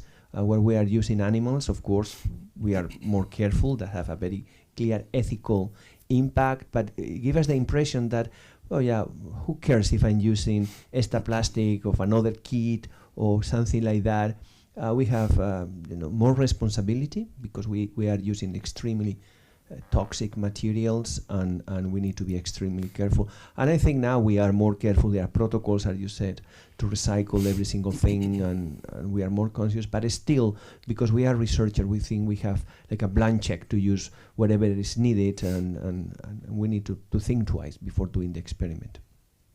I don't know if you have anything else to add to. No, I mean, I agree, and of course, I mean, it applies with chemicals and with the electricity consumption of this type of large simulations. There is a bit of there's more awareness now, because now when you use these very large computers, you get a kind of like a receipt with the consumption, but also the CO2 emissions associated to your simulation.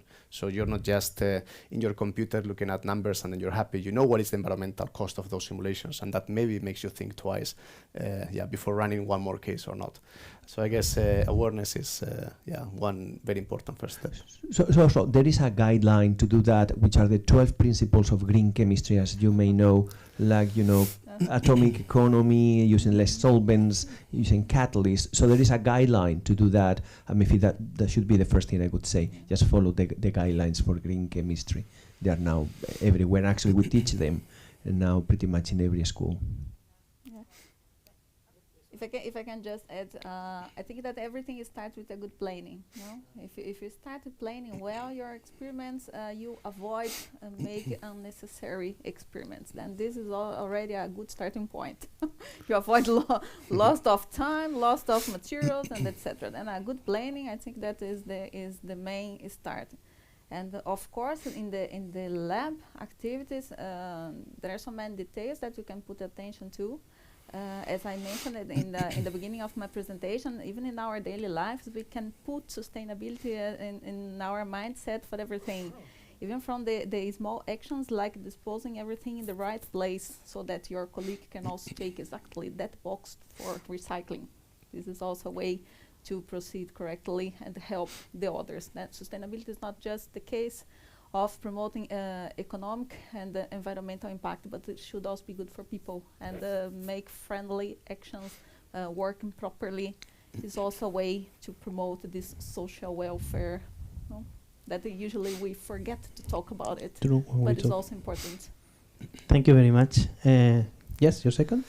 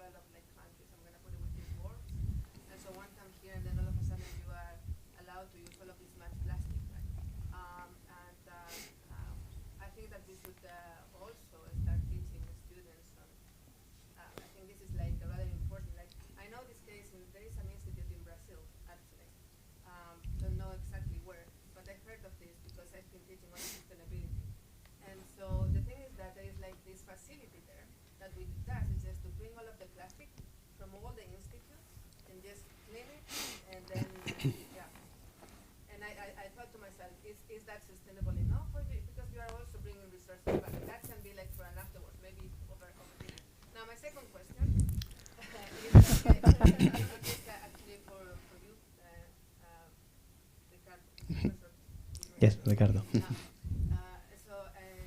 you could comment on the algorithms that AI can develop for preventing biases in society. Yes, so the question that Tanya has is, what about the algorithm from AI to prevent biases? Yeah, that's a very active area of research in AI, and of course it's one of the, let's say, challenges when it comes to deploying full-scale applications that affect society. But perhaps one important, one clear source of biases is in the data that is being used to train the models. And it has been seen that algorithms saying that recruitment processes, for example, or decisions regarding legal implications, they reproduce the biases and mistakes of the human knowledge that has been used to train it, of course. But there is, so of course, identify those biases before doing the training. It's important. But another perhaps less well-known source of bias is the model itself, the choice that you make when you build a model. If your model is doing face recognition to make a certain decision, the types of features that you are deciding to include on your model are going to affect the result and are going to bias the result. So I think one first step is to really have diverse and inclusive AI development communities, to be able to be aware of biases that perhaps a set of the society is not aware of, in the data and in the models. So that's one first step. And then there are technical AI solutions to try to identify through statistical measures these biases and try to account for them. But as I said, that's a challenging and very currently active area of research.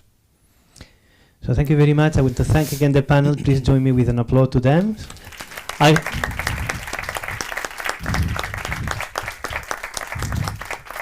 I hope you enjoyed it as much as I did. I really enjoyed it. And now we will give the word to Paula to talk about very important dinner. That's it, right? We got paid now.